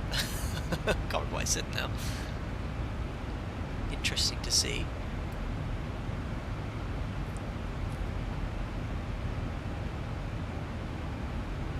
Fabi Hansi, hope you're well and your studies are going on. So I think you said you were going for your flight training. When would you engage VNAV? When in vertical speed reaching 300, since climb speed is only Mach 0.71, auto thrust would reduce thrust, or would you tune 0.77? Now, in the real aircraft, your climb indicated airspeed and VNAV usually transitions to your cruise Mach number as well, so you don't have to adjust it manually. You just vertical speed and leave the set speed in the window. Now, I think in the mod, it basically is fixed at the climb speed can vary slightly, so it's not the most realistic. Again, I don't think ZIBO has the exact data for each cost index and each climb speed, but yeah, you just leave the existing speed set there. 17.1 is the glide ratio for the 737. I'll bear that in mind when I have a double engine failure, but it wouldn't be the first thing that crosses my mind if both those engines went bang.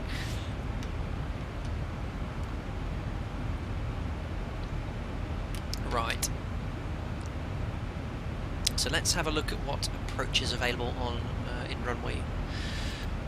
On to runway 19 in Keflavik. So we'll get rid of that. BIKF. It's quite a large airport, I think. So here we are. We've got 2 runways. Runway 19, which I think is probably the preferred runway, because you can vacate here at Sierra 1 if you've got the performance straight onto the terminal. If that is where the terminal is, I'm not 100% sure. The arrival we're flying is the Nasbu 3 Kilo. There it is. It's reasonably straightforward. It's an RNAV star. And then the approach we selected was ILS Zulu 19. How many approaches here? Crikey. RNAV, we're already in an RNAV today, so we'll do an ILS. We can do a localizer approach onto the ILS, we can do an auto land, we'll see whatever we need to do. Right, ILS Zulu 19, that's the one we selected. And we selected the LVM transition. It is a very easy approach to LNAV, VNAV all the way, essentially. So, that is all good. So we're going to go Nasbu all the way till LVM. Again, in reality, you'd step through all of those points. There's LVM. Good test for VNAV. Again, it's got all the speed restrictions there. Max 220 at LVM. And then from LVM onto the ILS. Go back to plan. Yeah, that looks like it's all coded correctly. There we go, LVM onto the ILS. Very straightforward. This is my sort of arrival. Nice, straightforward. Nothing complex to brief. 4 miles. miles. Actually, what was the few clouds? That's fine. 3 times your height, so 412/114. That should roughly coincide with the top of descent point. That's just for situation awareness. 3 times your height, 38 times 3. Perfect, so you know roughly it's all looking correct. Right, so yeah, very straightforward arrival. I'm going to put this stuff in for the ILS anyway. The terminal's on the other apron, is it? Oh yeah, international terminal, oops. Well, we can vacate to the right at Sierra 2 and then backtrack on this runway then, that's fine. I'm unfamiliar with the... Test the auto land. Right, are we testing auto land? And I should see what the comments are, because I did mention I've actually not been reading it there. Talking about 6-to-1 glide ratio. Yeah, we're going so fast in the 737. So yeah, let me know in the chat if you want to do what you want to see. I've seen a few auto land requests there, and I haven't actually tested the auto land for quite a while in the mod, so we can see how that works.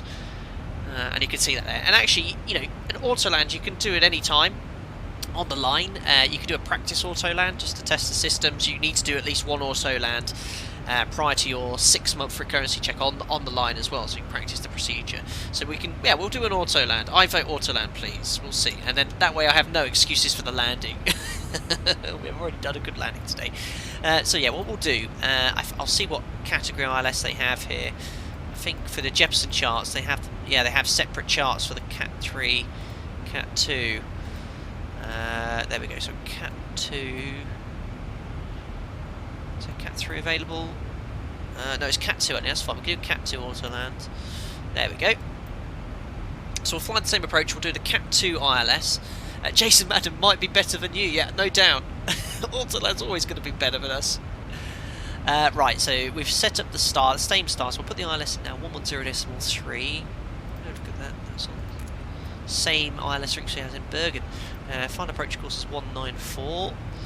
Now for an auto land, you do need to tune both ILSs and both courses. For Cat 1 you don't need to, but you need, it's a dual coupled approach, so both autopilots need to be engaged to conduct the approach. Height check at 1800 feet for the glide slope intercept. The radio altimeter is standard Cat 2, 100 feet above the ground. Should be 128. Now that's a height above the ground, at height, so 128 above elevation, which is 261 feet barometer. So we need to select radio altimeter and set 128. So radio. Actually, we have done one auto land on a stream before. I think we did it into Modlin. I think we did a 268 to Modlin once. So that's set to radio, and it should appear here RA, but I don't know why that hasn't. I hope it does when I start dialing it in. Actually, I've got a different chart. Our work charts it says 130. On here it says 128. So we'll set 128. Oh, there it is. So you have to dial it in. That's fine. We'll set 128 as the radio minimums. So 128 is set. RVR required 300 meters. Again, it's not. This is what we call a practice auto land today, but in the sim it makes no difference. What you need to do, but you need to tell ATC if you want to do a practice one, you tell them it's a practice one, and because the runway might be unprotected whilst you're doing a practice one, but that's fine. If there's an issue with the automation, you can disconnect the land manually, so long as the visibility is good enough. So we're going to intercept the ILS auto land, engage both ordered pilots. Missed approach is set 1800 feet for the height check, and that is all coded in the FMC correctly. There's 1800 feet point, 3 degree ILS. We've got speed restrictions in. So ZIBO should perform that correctly. Now what I'm going to do, guys, I'm going to give you the, because I've got my briefing here for the airline I work for right on top of my desk. It is, I'm not going to show you it because it'll give away who I work for, but it's from the 737 QRH, the Boeing's official QRH, and we have a checklist that it has to be read by the first officer. Now, the airline I work for, the way an auto land works, the first officer flies the approach. The first officer flies the approach, and if not visual, he flies the go-around as well. If he's visual, at minimums, the captain will take control and he monitors the auto land. But the aircraft automation is still engaged the whole time. So what I've got in front of me is the checklist, which is read prior to the approach briefing for an auto land. So you have to check. It tells you that the first officer flies the approach, the captain's going to monitor it. Go around will be flown by the first officer. Captain will fly the landing or monitor the auto land. You have to use the autopilot. The crew both need to be qualified to fly auto lands, which they are done after their recurrency training. You have to make sure the aircraft is qualified. So you can see here you've got your Cat 3 placard. Now there's a lot of things that can downgrade your ability to do an auto land. So it could be things such as, oh, here's a trivial one, if your window wipers are inoperative, you cannot do an auto land because you need the wipers in low visibility. So that's one thing. Both autopilots, both hydraulic systems, both IDGs, it's quite a long list. You'd have to, the airline I work for and most airlines be very, very good at telling you if you basically unable to do the auto land. There's all sorts of interesting things going in the chat, which I'll have a look at in a second, but I'll keep on with my briefing. ILS is qualified, runway will be qualified, there's no NOTAMs affecting the ILS there. You then verify and cross-check the minimums. You both make sure you've independently set that, which is 128 feet, so the RVR required is 300 metres. We fly their dual channel approach, the automation, the FO must be on instruments all the way onto the approach. Don't do any paperwork on the taxi. Reminds you of the limitations as well for the auto land. Maximum headwind component of 25 knots, crossing of 20, tailwind of 10, and there must be no forecast wind shear. And that's essentially what the first officer reads. He reads just what I've read there to the captain to ensure that everything is set up correctly. Now, what we're going to do for the auto land, you can use flat 40 or 30. Flat 40 is generally a little better because you have a slightly lower deck angle, gives you a better view in low visibility. So we're going to use flat 40, burning a ton of fuel, so 59.5. Flap 40, auto brake will select to 3 because we want to make that exit to the right to get back onto the apron. And that's it, that is the kind of full auto land briefing. So we'll do the auto land onto ILS 19. Interesting in the chat, let's go on here. Oh, it's me. Vanilla Sky Gaming, when is it the right time to start the flare? Well, if you do it at right rate of descent, around 20 feet is fine. If you have a higher rate of descent, you'll need to bring that that check up. You saw that when we landed into Vagar and Faroe, I had quite a high check there because my rate of descent was quite high. I started checking around 30-40 feet. It's just judging that descent angle. It takes a lot of practice and working out when to check correctly. But ideally, check at 20 feet, close the thrust, and then hold the attitude, and then land. If you're doing 1,000 feet per minute and decide to check at 20 feet, you're in trouble. It's too late. Line Miner, what's your worst landing in real life? I mean, hardest landing you talking? I've done hard landings. I remember one in particular, line training, when I started flying into where was it? Fuerteventura in the Canary Islands. I'll never forget it because it was flipping hard. It was nowhere near require any landing gear inspection, thankfully, but it was close to bouncing. But we all have those days, unfortunately. You generally get better there. Jay Williams, for a go around in this condition, do you press toga or do you set thrust menu? We always push toga in the NG, regardless of what go around you're flying. Especially at minimums there. If you're higher, you might have to slightly alter the missed approach there.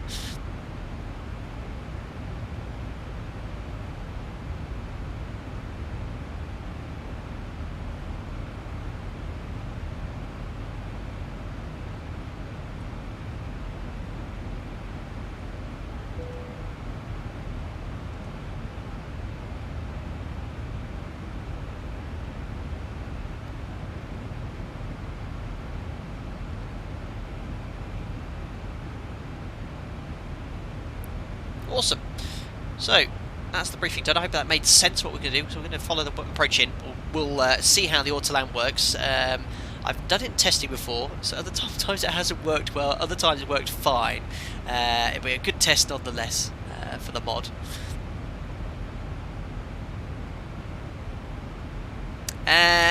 XGO, is there any standard training needed for flying different variations of the NG series like 727, like the 800 compared to the 900? No, it's a common type rating. My type rating covers me from the 300 to the 900, well, and the max now. Differences, there's some slight differences to the 300, 400 classics and the max, but it's a common type rating. There's no sort of additional training from a sim perspective. It's just done on a sort of long distance e-learning there. Donation coming in from Rusty Def 95 quid, thank you very much. Hi, quick question on the pedestal radio buttons, please, Alan. Quick overview, sorry, quick overview. Sure, well, thank you very much for the tip and donation. You most definitely earns a brief explanation there. So here is the pedestal on the NG. You've got 2 radios, VHF1, VHF2, 2 nav frequencies for tuning ILS and VR, nav1 and nav2. On the ZIBO mod, you've got 2 ADFs. RFF, we only have 1 ADF tuner, which is down here, but ADFs are becoming more and more defunct there. And this causes a lot of confusion, especially in the type rating as well. In X-Men 11, you don't really need to worry about it so much, but you have... Each pilot has their own operation of the mic selectors and audio on the headset they can hear. So this mic selector, when you transmit using this button here, RT, that's who you're talking to. There's also a button switch on the control column. I think we looked here before. I don't know if it's modelled. It isn't, but there's a little switch here which is identical to that. Whenever you push that switch down, you transmit on the active frequency. Now this would be both, we'd have selected VHF1, so you can both talk to ATC. VHF2, so the captain would be doing that. If he was now to transmit, he'd be talking on this frequency here, which is the international distress frequency at this time. Flight is the intercom. If you've got the switch to IC, you don't need to worry about that. Service is talk to cabin crew, PA is talk to the passengers. That's essentially how that system works. You've got the transponder here, you've got the weather radar controls there, rudder and aileron trim, panel brightness, stab trim to override. Now, let me try and explain how this works. So, in this aircraft, if you're hand flying and you pitch nose down, you won't be able to trim in the opposite direction. You can't pitch nose down and trim nose up. There's a stab trim cutout switch system, which is this system, a stab trim override system.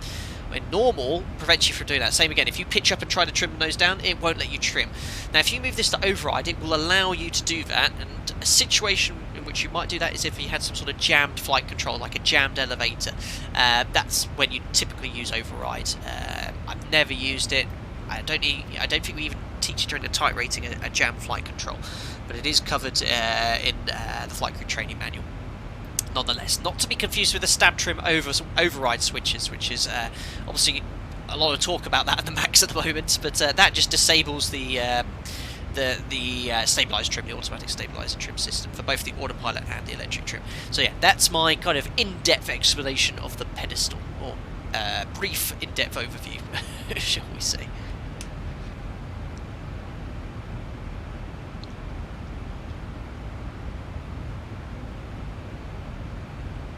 Perfect.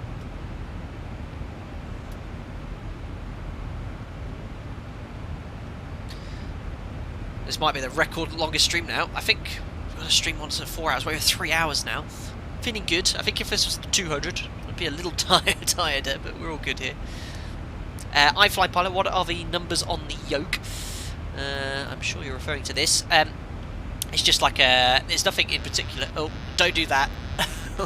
Command A. Yeah, if you click and move, it allows you to move the control column. So basically, it's just a way of remembering a certain sequence of numbers, so it's just a memory aid basically. It has no impact on anything on the aircraft. For example, if I had a flight number of let's say, or a call sign, let's imagine our call sign was broadsword 5675, I'd put 567 there as a reminder as the first 3 sequences of numbers. Some people put VREF there. I don't think there's any point because you've got your VREF on the PFD and on INITREF, but yeah, you can use it as you wish. RIP, yeah, haha. Excellent, Jay. But that is true. If you were to move the control column in the real aircraft, it would disconnect the autopilot. It used to go into control wheel steering, but not anymore.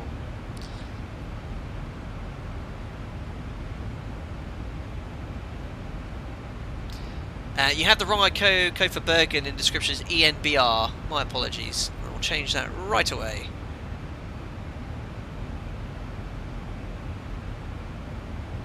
Oh yeah, I've got Oslo Gardermoen there, because I was actually planning on flying from Oslo, but I changed it because we've already departed from Oslo a few times, so we tried Bergen, which was requested, suggested from someone on the Discord. Jason, when I go to download the ZIBO mod, it doesn't let me. Do you know why that is? So there's instructions. I know there's issues. Well, let's say it's an issue. It says something like you've reached a download quota there. There's a lot of guidance on the Explain 11 forums about how to deal with that. You need to make a copy on your Google Drive, but just search the forums. That will be the best way. Like I said, I download it from a private server, so I don't usually have that message come up. Kiwi Fly, you can choose control while steering an EFB instead of autopilot disconnect. Ah, yeah, that used to be a setting or a version of the Boeing FMC or something that used to allow for that. But our selection, our operator, is that basically the autopilot will disconnect if you force override the control column. Right, guys, so just prior to top descent, I'm absolutely bursting for a pee. So if you just give me 2 minutes, I'm just going to nip to the toilet and I'll be straight back with you. Whilst LNAV decides what it's doing, hopefully I'll come back and we're still going in the right direction, on the right way, but I'll be right back with you in 2 minutes. Thank you very much.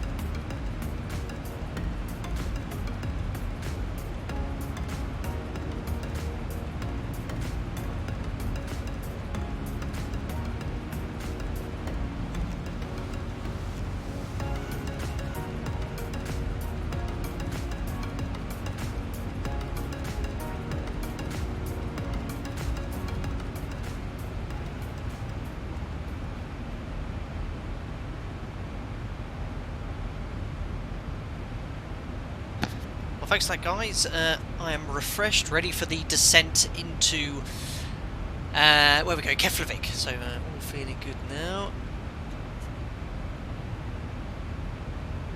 Excellent, and that is now set here. I'm becoming very good at this OBS streaming stuff, guys. Making the music die out. I feel like a DJ.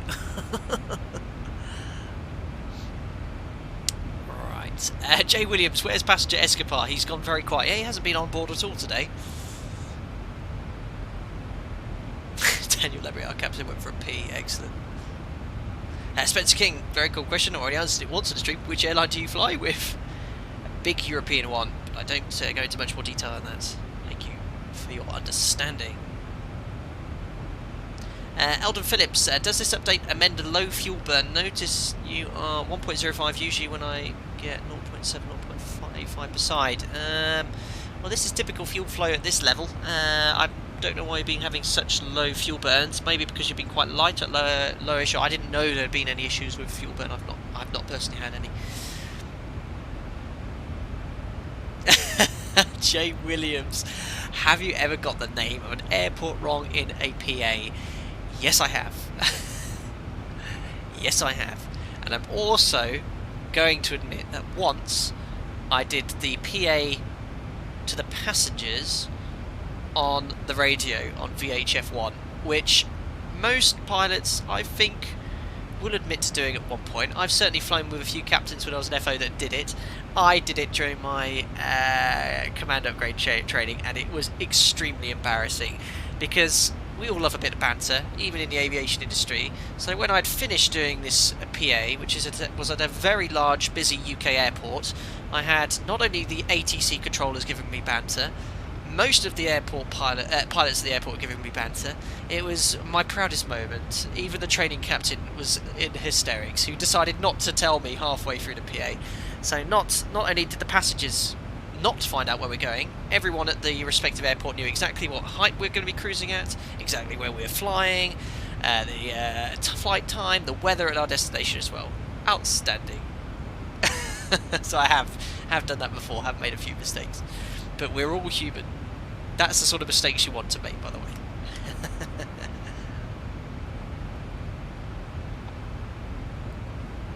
Ooh.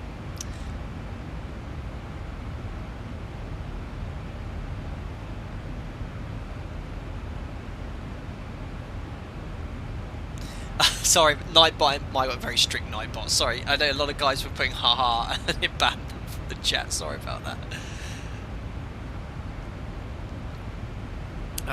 I mean, if you want to, if I was doing this flight now, I'd do a PA probably just prior to stop send something like this. So I'd say, good afternoon for the flight captain speaking.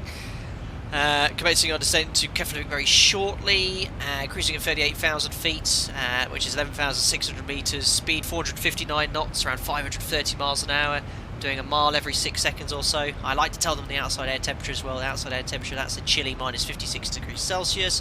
Over the North Sea, commencing descent very shortly, touching down X minutes ahead of schedule, 16:55, whatever the local time is. Latest weather conditions in Keflavik is this and this. Done. That's it. Thanks for choosing to fly with Flydate to Sim Airlines. See you again soon. Something like that. Tim Fraser coming with a quid tip. Thank you very much, my buddy. You always have to do a little tip, even though you're one of my most loyal members. Thanks, buddy.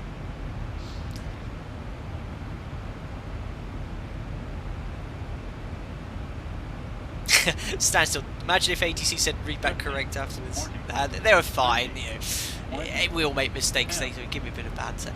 Anyway, there's the top of descent point, so we'll whack in a lower level, and it's gone to VNAV out, so we'll push it out into vent, which should get our descent going.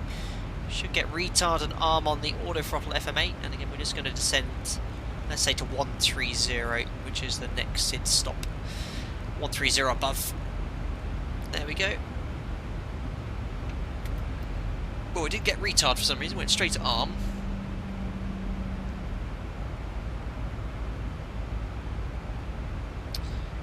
We're just monitoring the descent, slightly higher profile, but we've recaptured it. Speed's looking fine. So yeah, you can see that the winds are 23 knots in here. I didn't put any forecast winds in, did I? No. So when the wind's like this, it will make seldom much difference. Again, I don't know if it's fully modelled yet. I think it is. ZIBO has a very basic descent wind calculation to allow for that. But when the wind's less than 20 knots, it will seldom make much difference. I would usually set it, but yeah, we'll see how it behaves without it. Jason Madden, Flight Sim, you've flown me on holiday before, as I recognise your voice from the PA. Well, probably have. Never know. I have yet to have a passenger recognise my voice, but I have had a few guys in the airline I work for who jump seat or travelling on the airline who recognise the voice and they've come up the front. Ah, you're the guy that does those videos. Oh yeah, that's me. Which is quite cool.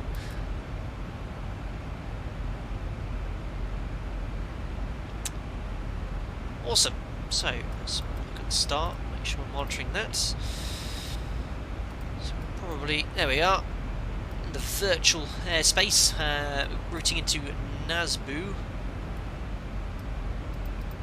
which is our active waypoint, and then from Nazbu flying all these RNAV points at or above altitudes which we need to comply with, which VNAV should do. Here's a nice little neat trick I've not showed you already. if you're new to streams as well, if you want to know what height you're going to be crossing a restriction at, so you can temporarily delete it. VNAV's going to put us at 148, so Kilo Foxtrot 383, at above 130, but VNAV should put us at 148. It's holding its speed quite nicely. So it's maintaining a Mach number on the descent page at the moment, 77. Obviously if you maintain a Mach number and descend, your indicated airspeed will increase. When it reaches 284, which it has done, you've just seen it's now transitioned to maintain the target indicated airspeed of 284 knots.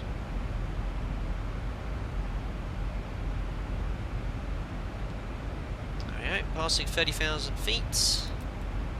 Bank angle to 25 degrees. Again, cannot see anything underneath the clouds, but yeah, there's a little bit of Iceland, I think, below us. Did download all the Ortho 4XP for Iceland last night. Ludwig, do pilots generally accept jump seats? Yes, if they're in the company, but if any random person comes up, of course, I cannot allow them into the flight deck. But if they're a company pilot, but you'll find that most company guys, we don't want to sit in the jump seat, just want to sit in the cabin, have their own time to themselves. Uzi, Flight Sim, are you watching Season 2 for EasyJet Inside the Cockpit? It's usually a really good show. I watched a bit of it 3 days ago. I was on holiday and we were just in the hotel with my partner. We started watching it, which is my partner's cabin crew. It was quite interesting, really. It is a good insight. I don't work for a company that flies the Airbus, but it was a good insight to see how a new pilot, trainee pilot joins the airline. What you're seeing there would be typical for the sort of pilots that join the airline I currently work for as well. But yeah, a nice insight to see, and it just shows you kind of like it can be, you know, it's a very serious job, a professional you have to be, but also in the cruise, you know, you can have a bit of downtime, a bit of a chat as well, which is nice. But yeah, it's a good show, nice insight. Lucky to be able to do those sort of things, or to watch those sort of things. Ah, Mattia, would be an honour, even just a brief hello. Well, the honour would be all mine to say hello.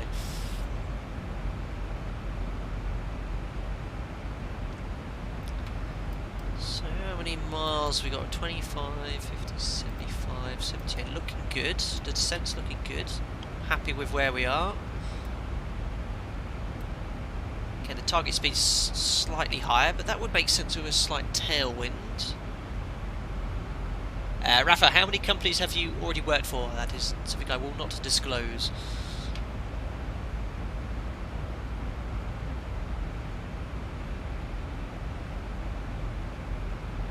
Yeah, Matt, it's good analysis. Yeah, it can be a bit overdramatic, especially I was watching one when they were doing a crosswind landing into Belfast and then Blackpool, and there was a bit over the top dramatics with that. But yeah, Stephen Fry, I think he's an excellent narrator. Shows good guy. Awesome, so that's passing 230 for 130. Again, working out how high we should be. Here's a nice rule of thumb if you're new to my streams. Take your height, times it by 3. So 220, 22 times 3 is 66. For every 10 knots you need to lose to 200 knots at a mile. So 22, 66 plus about 10, so 76. We should be about 76 miles. We're 69. So I'll tell you we're probably a bit low on profile, but it's good enough. That's a nice little rule of thumb. Times your height by 3 is how many miles you should roughly be to your touchdown point.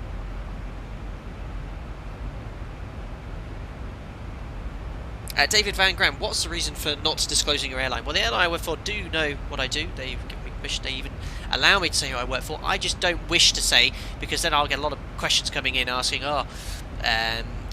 I want to work for this airline. Why does your airline do that? Why does the baggage policy do this? Why do you do this and that and that here? And that's the kind of questions I don't want to have to really answer, because I don't speak for that airline, you know. I'm just a pilot here.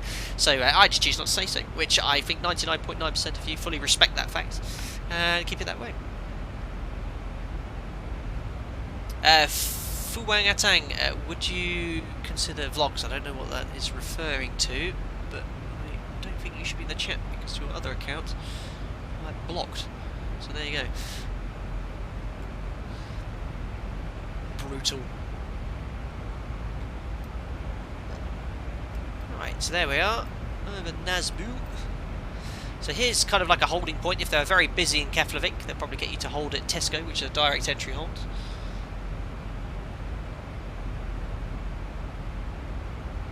David Vagar, thank you.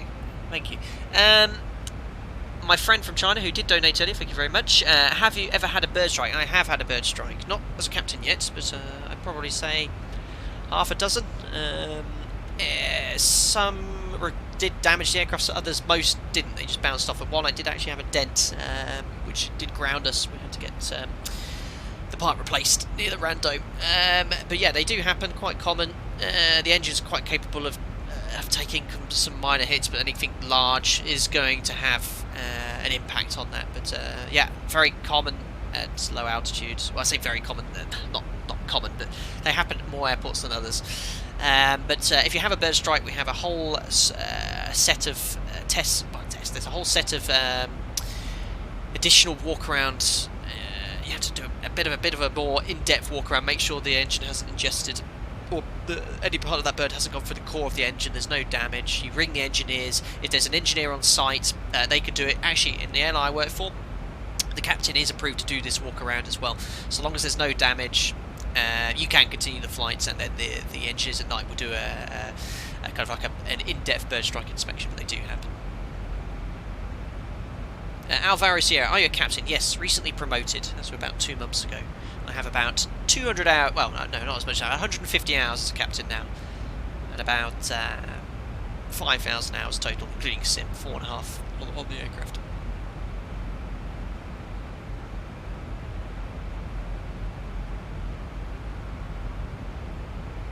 Thousand to go. Perfect. So approaching 1 to go. We can step down. Let's say down. Let's go to 5,000 feet. Well, imagine we got all the way down there. So that is now set. And target speed again a little bit high, 20 knots. I'll put that down to the tailwind again. That should be a little bit high, but you know what I'll do. I'll just use a little bit of speed brake just to bring that speed back to our target speed, which is what I probably use in reality. But the faster you go, sometimes the parasitic drag brings it back for you. So 5,000 feet is set. Let me just double check the QNH in Keflavik, which could have changed. 1015 still, so that's all good. So QNH 1015 is set. Passing 12,200, 5,000 feet, and the standby altimeter is set. We can now stow the speed brake as we're back at our target speed. So, again, like earlier, we had 250 below. We'll leave it at 240 below 100. Test them on there. It looks like it hasn't generated the decel point for 250 below 100, but it has generated a decel point for the 220 knots at Elvum. So it's just missing that first decel to bring us back to 250. So I just want to monitor this, see at what point it brings us the target speed to 250. Should be quite shortly, or 240 in this case. There it is. There, it's gone down to 240, and there should be a little decel, another circle, but we've got the next decel point set anyway. So it looks like it's pitching up correctly. There we go, 500 feet per minute, bringing the target speed back, so that is working well. Alvaro, good question. Is being a captain more stressful or overwhelming? I wouldn't use those two words. Responsibility is the word I'd use. So it all falls on you, which is why they pay you a little bit extra money. But yeah, the buck falls on you. But I do, you know, you develop into that role over your training as a first officer. And I was an instructor as well, which really helped with the captain's seat. But yeah, the responsibility is the big difference. Look at that, so this actually looks much better. Target speed's coming to be at 250, or 240 at 100, so that's working nicely. Probably a tad high, but we could do the post-cruise checks. Fuel pumps on, lights. Don't usually put the taxi light on now, but there's no ATC, so I'll put it on straight away. Pressurization, 3.2 psi and set. Forgot to put the seatbelt sign on, which is why you heard it ping on just now, because it was an auto, and it automatically comes on at flight level 100. Recall and the post-cruise checks are complete. So I'm now going to use speed brakes, so speed is running away above 250 knots, and we're coming up to the next decel point, which will start slowing to 220 knots to be 220 at Elvum, which is the maximum descent speed.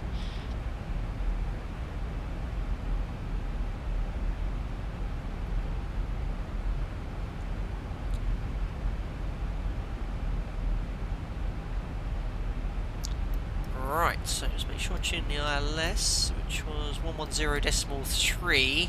We didn't brief the missed approach, which is just quite simple. Climb straight ahead, runway heading to 3,000 feet. We will whack on the VOR on standby, 112.8, which I'm not planning on using, but at least it's something to fall back onto. There we go. Right, so Why has the target speed not updated to 220 yet? So we've got 220 below, and it's still giving me 240. We did pass that decel point, I think. So 240, 270. Now, why has it gone for 240, 270? That isn't correct. That is a bug of some description. Daniel and Brian, how many miles takes for deceleration from 280 to 250? I'd say 3. Approximately, if you take very conservatively, for every 10 knots, 1 mile. That works quite nicely. So yeah, there's a problem there with the descent. It's planning 240 at the moment. 284 is the target, and it's giving me 270 at 149. Not sure, but it seems quite nicely on profile. We're entering cloud now. Engine anti-ice on.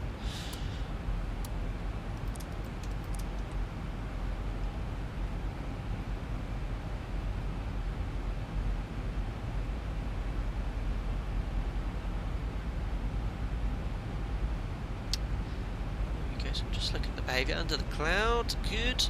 Look, there's some land. We'll see much of that today. We can pop the engine anti-ice off again briefly. Looks like the aircraft's planned the decel now. So, oh no, it hasn't gone back to arm. So it should be doing 220 now, shouldn't it? If I remember. 220 by Elvum, which is complete. Oh no, it's still got the point there. So it's just deleted the decel point. We've got another decel there. So I just want to make sure VNAV does do 220 by Elvum. We're going to just step down to 3,000 feet as well, which is now set. Imagine the approach checks are complete. Actually, we're going to put a 5-mile ring in as well to configure get out flat 15. So we're doing an auto land. There we go. Drag required. Yeah, we go. It's planned 220 correctly, but it just lost the decel points, and that's looking good. It looks like, again, it's gone to update the target speed to 220, but it's not doing much to pitch up and reduce that speed. We'll just see what it's doing. When we get to about 2 miles to Elvum, but if it's not doing 220, I'll just bring the speed brake out. Otherwise, it's doing quite well. You know, it's planned the decel, but it should pitch up to get that speed back to 220 knots or so.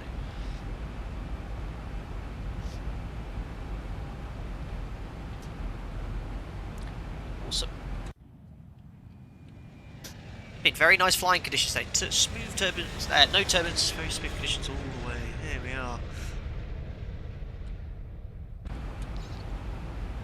So yeah, it's getting to 2 miles from Elvum, and it's not really slowing down. So again, I'm going to use the speed brake just to help her slow down there. Jay Williams, is CDA compliance for noise or the environment? Both really, but primarily noise.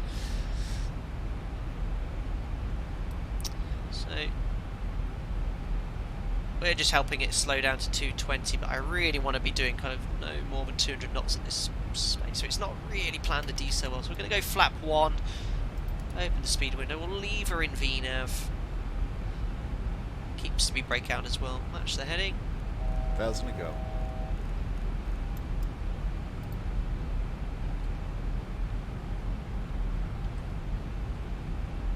It's actually putting us quite low here, so I'm going to go now. I'm looking at the glide path and vertical speed, so I think there's some restrictions in the FMC that put us low. There's 2,200 or below, which isn't actually compulsory, and actually on my chart it says 2,200 or above. Excuse me.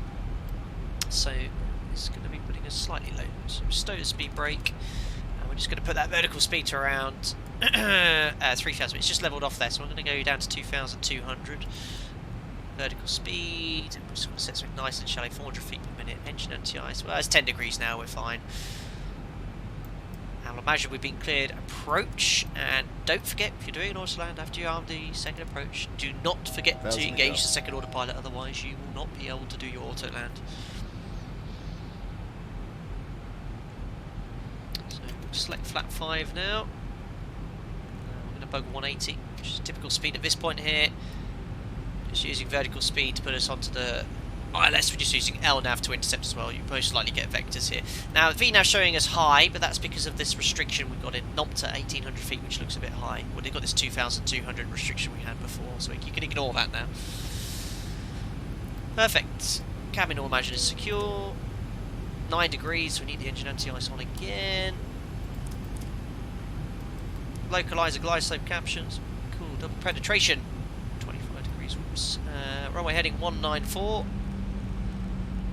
Bring it back to the flat 5 speed now. And the missed approach altitude was at 3,000 feet, I think. 3,000 feet is now set. Right, yeah, this will be an auto land. We're going to see how 2,500. it works and how it performs. Speed's looking good. 7 miles. 5 miles will bring the configuration gear down to flap 15. So, you'll notice it says single channel still. When you approach 1,000 feet, you'll see command engage, which tells you that both autopilots are now engaged and flying the automation. And the aircraft's ready, and you'll also see flare armed here. That's really important to make sure that you have that by... we have a check at 500 feet to verify the flare's armed for the auto land. But otherwise, it's flown very much like a conventional ILS. And there is Keflavik.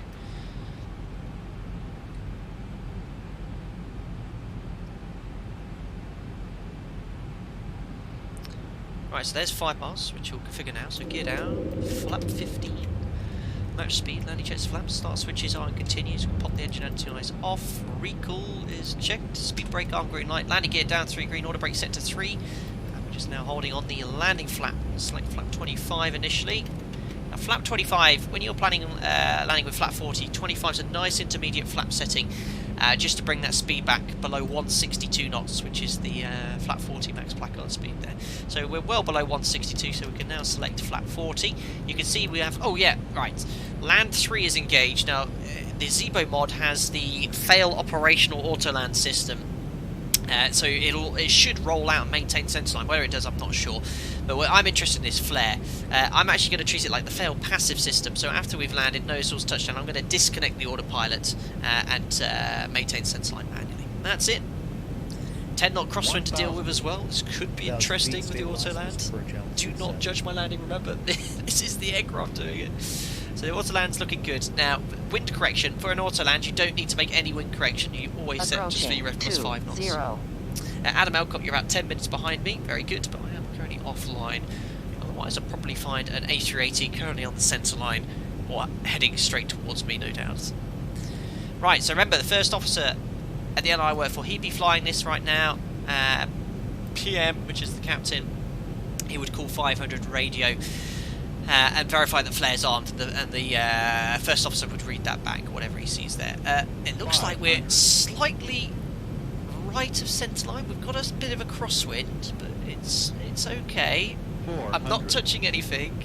Oh, where are we going? Where are we going? Approaching minimum I'd be disconnecting guys now if I was doing that. I'd be going around. If I was IMC right now, I'd be going around. I'm testing it. That's gone very low. Oh my goodness me. 50, 40. There's flare. 20, A bit late. 10. Oh, it's done a nice auto land though. Oh, not bad, apart from the diving dead. So diving is a speed brake up, reverses. I'm now going to disconnect the autopilot. There we go. 80 knots. That was rude. 6 knots. Disengage the auto brake. Ladies and gentlemen, welcome to Keflavik. Oh my goodness me. That was an interesting approach done by the autoland. That diving did right to the end. I'd be pushing Togo in real life. Well, if it was these conditions, a practice autoland, I'd disconnect and manually land. There's no problem with that. But if it was a genuine autoland, you'd be, well, as soon as you got a glide slope alert or 1 dot, you'd be out of there straight away. Awesome, guys. Well, that's something no doubt ZIBO will tweak and fix. Perfect. And we said we're going to take the right here for the exit, I think mentioned. There we go. Yeah, so Sierra 2, right again to the terminal, which is what someone in the chat did mention was the way we go. Yeah, that auto land was interesting. I've done it before. It should not do that. So we got to about 400 feet, looking good. It was a bit of right of centre line, but then it just dived. It got way below the glide slope, and then it did about 400 or 500 feet per minute right up to the threshold. So yeah, not the correct behaviour. And as I said, in IMC conditions, if you saw it doing well, you wouldn't see it visually outside. If you're looking at instruments, the FO would be shouting, "What's wrong?" The captain would be looking outside. FO's not happy. He'd be gone around so quick, you wouldn't even know what's gone on. And then you'd work, right, what was the go around for? Oh yeah, we were low on glide slope, right? And then you'd be trying to find somewhere where you could probably not do an auto land. That's why we take loads of extra fuel in those sort of situations. Anyway, we've vacated. We'll taxi back on the parallel taxiway to our stand, and we can now clean up. So flaps up, speed brake I've already put up, trim to 4 units nose up. Set about 35%, which is a nice kind of taxi thrust setting to get you moving. Oh, but actually, the mod did behave quite well up to the point of the fact that we didn't actually shut the sim down on the turnaround. The sim's been running now, whoa, nearly 4 hours, and it hasn't crashed once. The performance of X-Plane 11 is really, really good from a running the sim point of view. Very, very stable. Let's hope we're on the centre line. Oh my goodness me. Yeah, not bad. Good, up to 30 knots. That's a nice taxi speed there. Ben Spouse, you would have shut yourself. That'd been real, absolutely. If I was doing a practice one, not so much. I would have disconnected a lot sooner and hand flown in VMC, but in IMC, yeah, you don't want to be going around those conditions. Now, I'm taxiing way too fast there, so 30 knots is the maximum we really want to go. Bring that speed right back. Right, so we'll be talking to Keflavik ground now, and we'll imagine we've been cleared to cross the other runway 1028, the crossing runway. We're just going to taxi to the international terminal here. Again, I'm very unfamiliar with Keflavik, where we'd actually park and go. Steve Mayer, thanks for a great afternoon of streaming, excellent as per boss. Yeah, really enjoyed that as well. Minus the Approaching 2 the VATSIM problems, because it would be nice to stay on the network and see, you know, it'd be fun if other people were flying with us and following the rules and behaving, but streaming at the weekend probably doesn't help as well, because there's plenty of immature people around. Perfect, so cross that runway. Going to continue all the way up to the end here. There's probably a correct way of getting into the terminal. Actually, we'll take a... No, we'll carry on going here on this taxiway. Good, this is a nice taxi speed, gets you home nice and quick. Yeah, and I'll read some of the comments regarding the landing. I said the auto land was very, very unusual. It certainly hasn't done that for me in the real aircraft, that's for sure. But the actual landing was quite nice. It was very low, but the actual flare, it was late. The flare only started about 30 feet, it should happen about 50 feet. It was quite nice. Good, so 90-degree turns or more, you want to bring your speed back to 10 knots. There we go.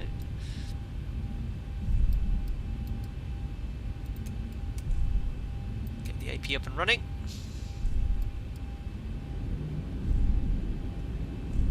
Good.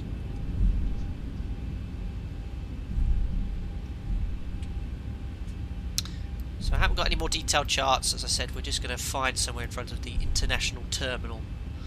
So yeah, this scenery, guys, is from TDG. He's quite makes quite a few add-ons to explain. They're all of a very high quality. I'd recommend them. I've got a La Rochelle scenery from TDG. It's really, really good, really of a payware quality. I don't know much about this one. As I said, I have not. First time I actually landed in Keflavik in the sim, so I've not really had a look around here. It uses a lot of the default textures to make it look good.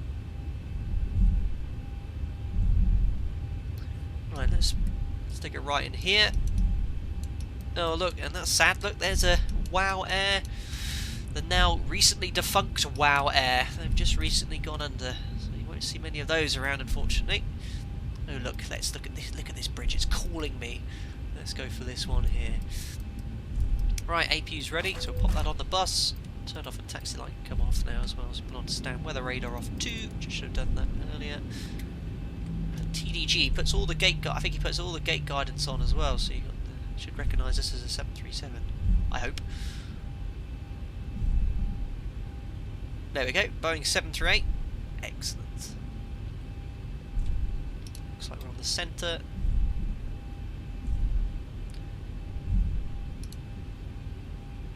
Wait for that to come alive. There it goes. We would shut down engine number 2, pulling onto stand as well. It's quite difficult on your own. Waiting for it to say stop. There we go, stop. Excellent. Parking brake is set, and we've got 2 blues, 1 red, engines now dead. Ladies and gentlemen, welcome to Keflavik, where the outside air temperature, I have no idea what the outside air temperature is. It's something I used to say, I still say 9 degrees Celsius. There we go. And we can now do the full shutdown flow, as it is the end of our 2-sec today. So, fuel, we can turn all those pumps off. Probe heat, window heat, sorry, can come off as well. electric hydraulic pumps can come off as well. Anti-collision light off as well. Here, GPU, that will be connected pretty much by now as well. That's on the bus too. APU's off, and that's the shutdown flow. The last thing you do, all the passengers will disembark, and then you do the secure checklist. So for the secure checklist, what you do, IRS to off, and the trim air goes to off as well. 50 Norwegian kroner coming in from Øystein, thank you very much, to help fund the repair of the autopilot. Brilliant, thank you very much for that. Packs can come off as well. Isolation valve is open. Emergency exit lights, they must be off after the last passenger has disembarked. There we go. And then what you do, trip the GPU like that, and then the battery comes off as well. But you wouldn't do it as quick as that, so you'd wait until all the passengers are off, and that's it. That's the full shutdown and secure checklist. But I'm just going to put the battery on and the GPU just to do the replay. Before I do that, I always like to read the comments, as I always say here. Sterile cockpit from now on, very good. He's doing an autoland, so too fast to be stable. Oh, it was okay, bit of a shortcut, but it was very much stable from the point we needed to be. Abort, fail operational. Yeah, definitely going around. Did that blow a tile? No, I don't think so. What does the glide slope warning mean? Well, it means that you're below the glide slope. That was Scary Mary, absolutely. The rest are kind of red on the way in there as well. So what we'll do, we'll pop on the replay music as well. There we go. And look at that, 3 hours 39 minutes. This X-plane's been running for as stable as it still is as well. So we'll have a look at the auto land from the threshold. You'll see it do its. Oh, look at that dirty dive it did. Let's go from about there. So it's looking really good there, and then it just started pitching down around here. Started pitching down. Can't see the rate of descent because it's all off there. But yeah, I would be very worried about that in reality. You see how low it came over the threshold as well. David Blanket coming in for $2.79 donation. Thank you very much. Please do a circle landing in Innsbruck. We will go there. We will go there, my friend. Absolutely at some point there. So very low over the threshold.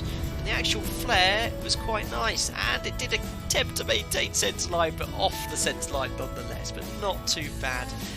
Oh my goodness me. Let's do another view and replay from here, as I'll look at donation as well. Donation coming in. That was from David Blanket. Thank you very much. Didn't get there. Looks a little bit better from the view because it doesn't look like far off the centre line.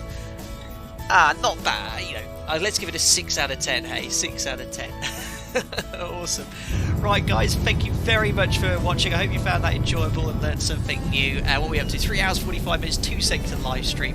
The approach to Vagar was very fun. I think the ZIBO mod again. There was a few little issues with VNAV and decelerating, but again, it is a nice, solid, stable version. If it is available publicly, I would recommend downloading it as soon as possible. Thank you for everyone that donated today and subscribed, became a member. I do appreciate all the support to the channel. It's nice to get something back for all the work and effort I do put in. As I do very much enjoy doing it. Regarding next stream, not too sure. Again, I cannot put anything in date. I've only got a week and a half of my holiday left before I'm back to work, but we'll at least get 1, if not 2 live streams done before then. Just before I sign out, thank you very much, Jason Madden, for the £2 tip and donation as well. Guys, enjoy what is left of the rest of the weekend, and enjoy the upcoming week again, and I'll see you all again very soon. Good evening for now.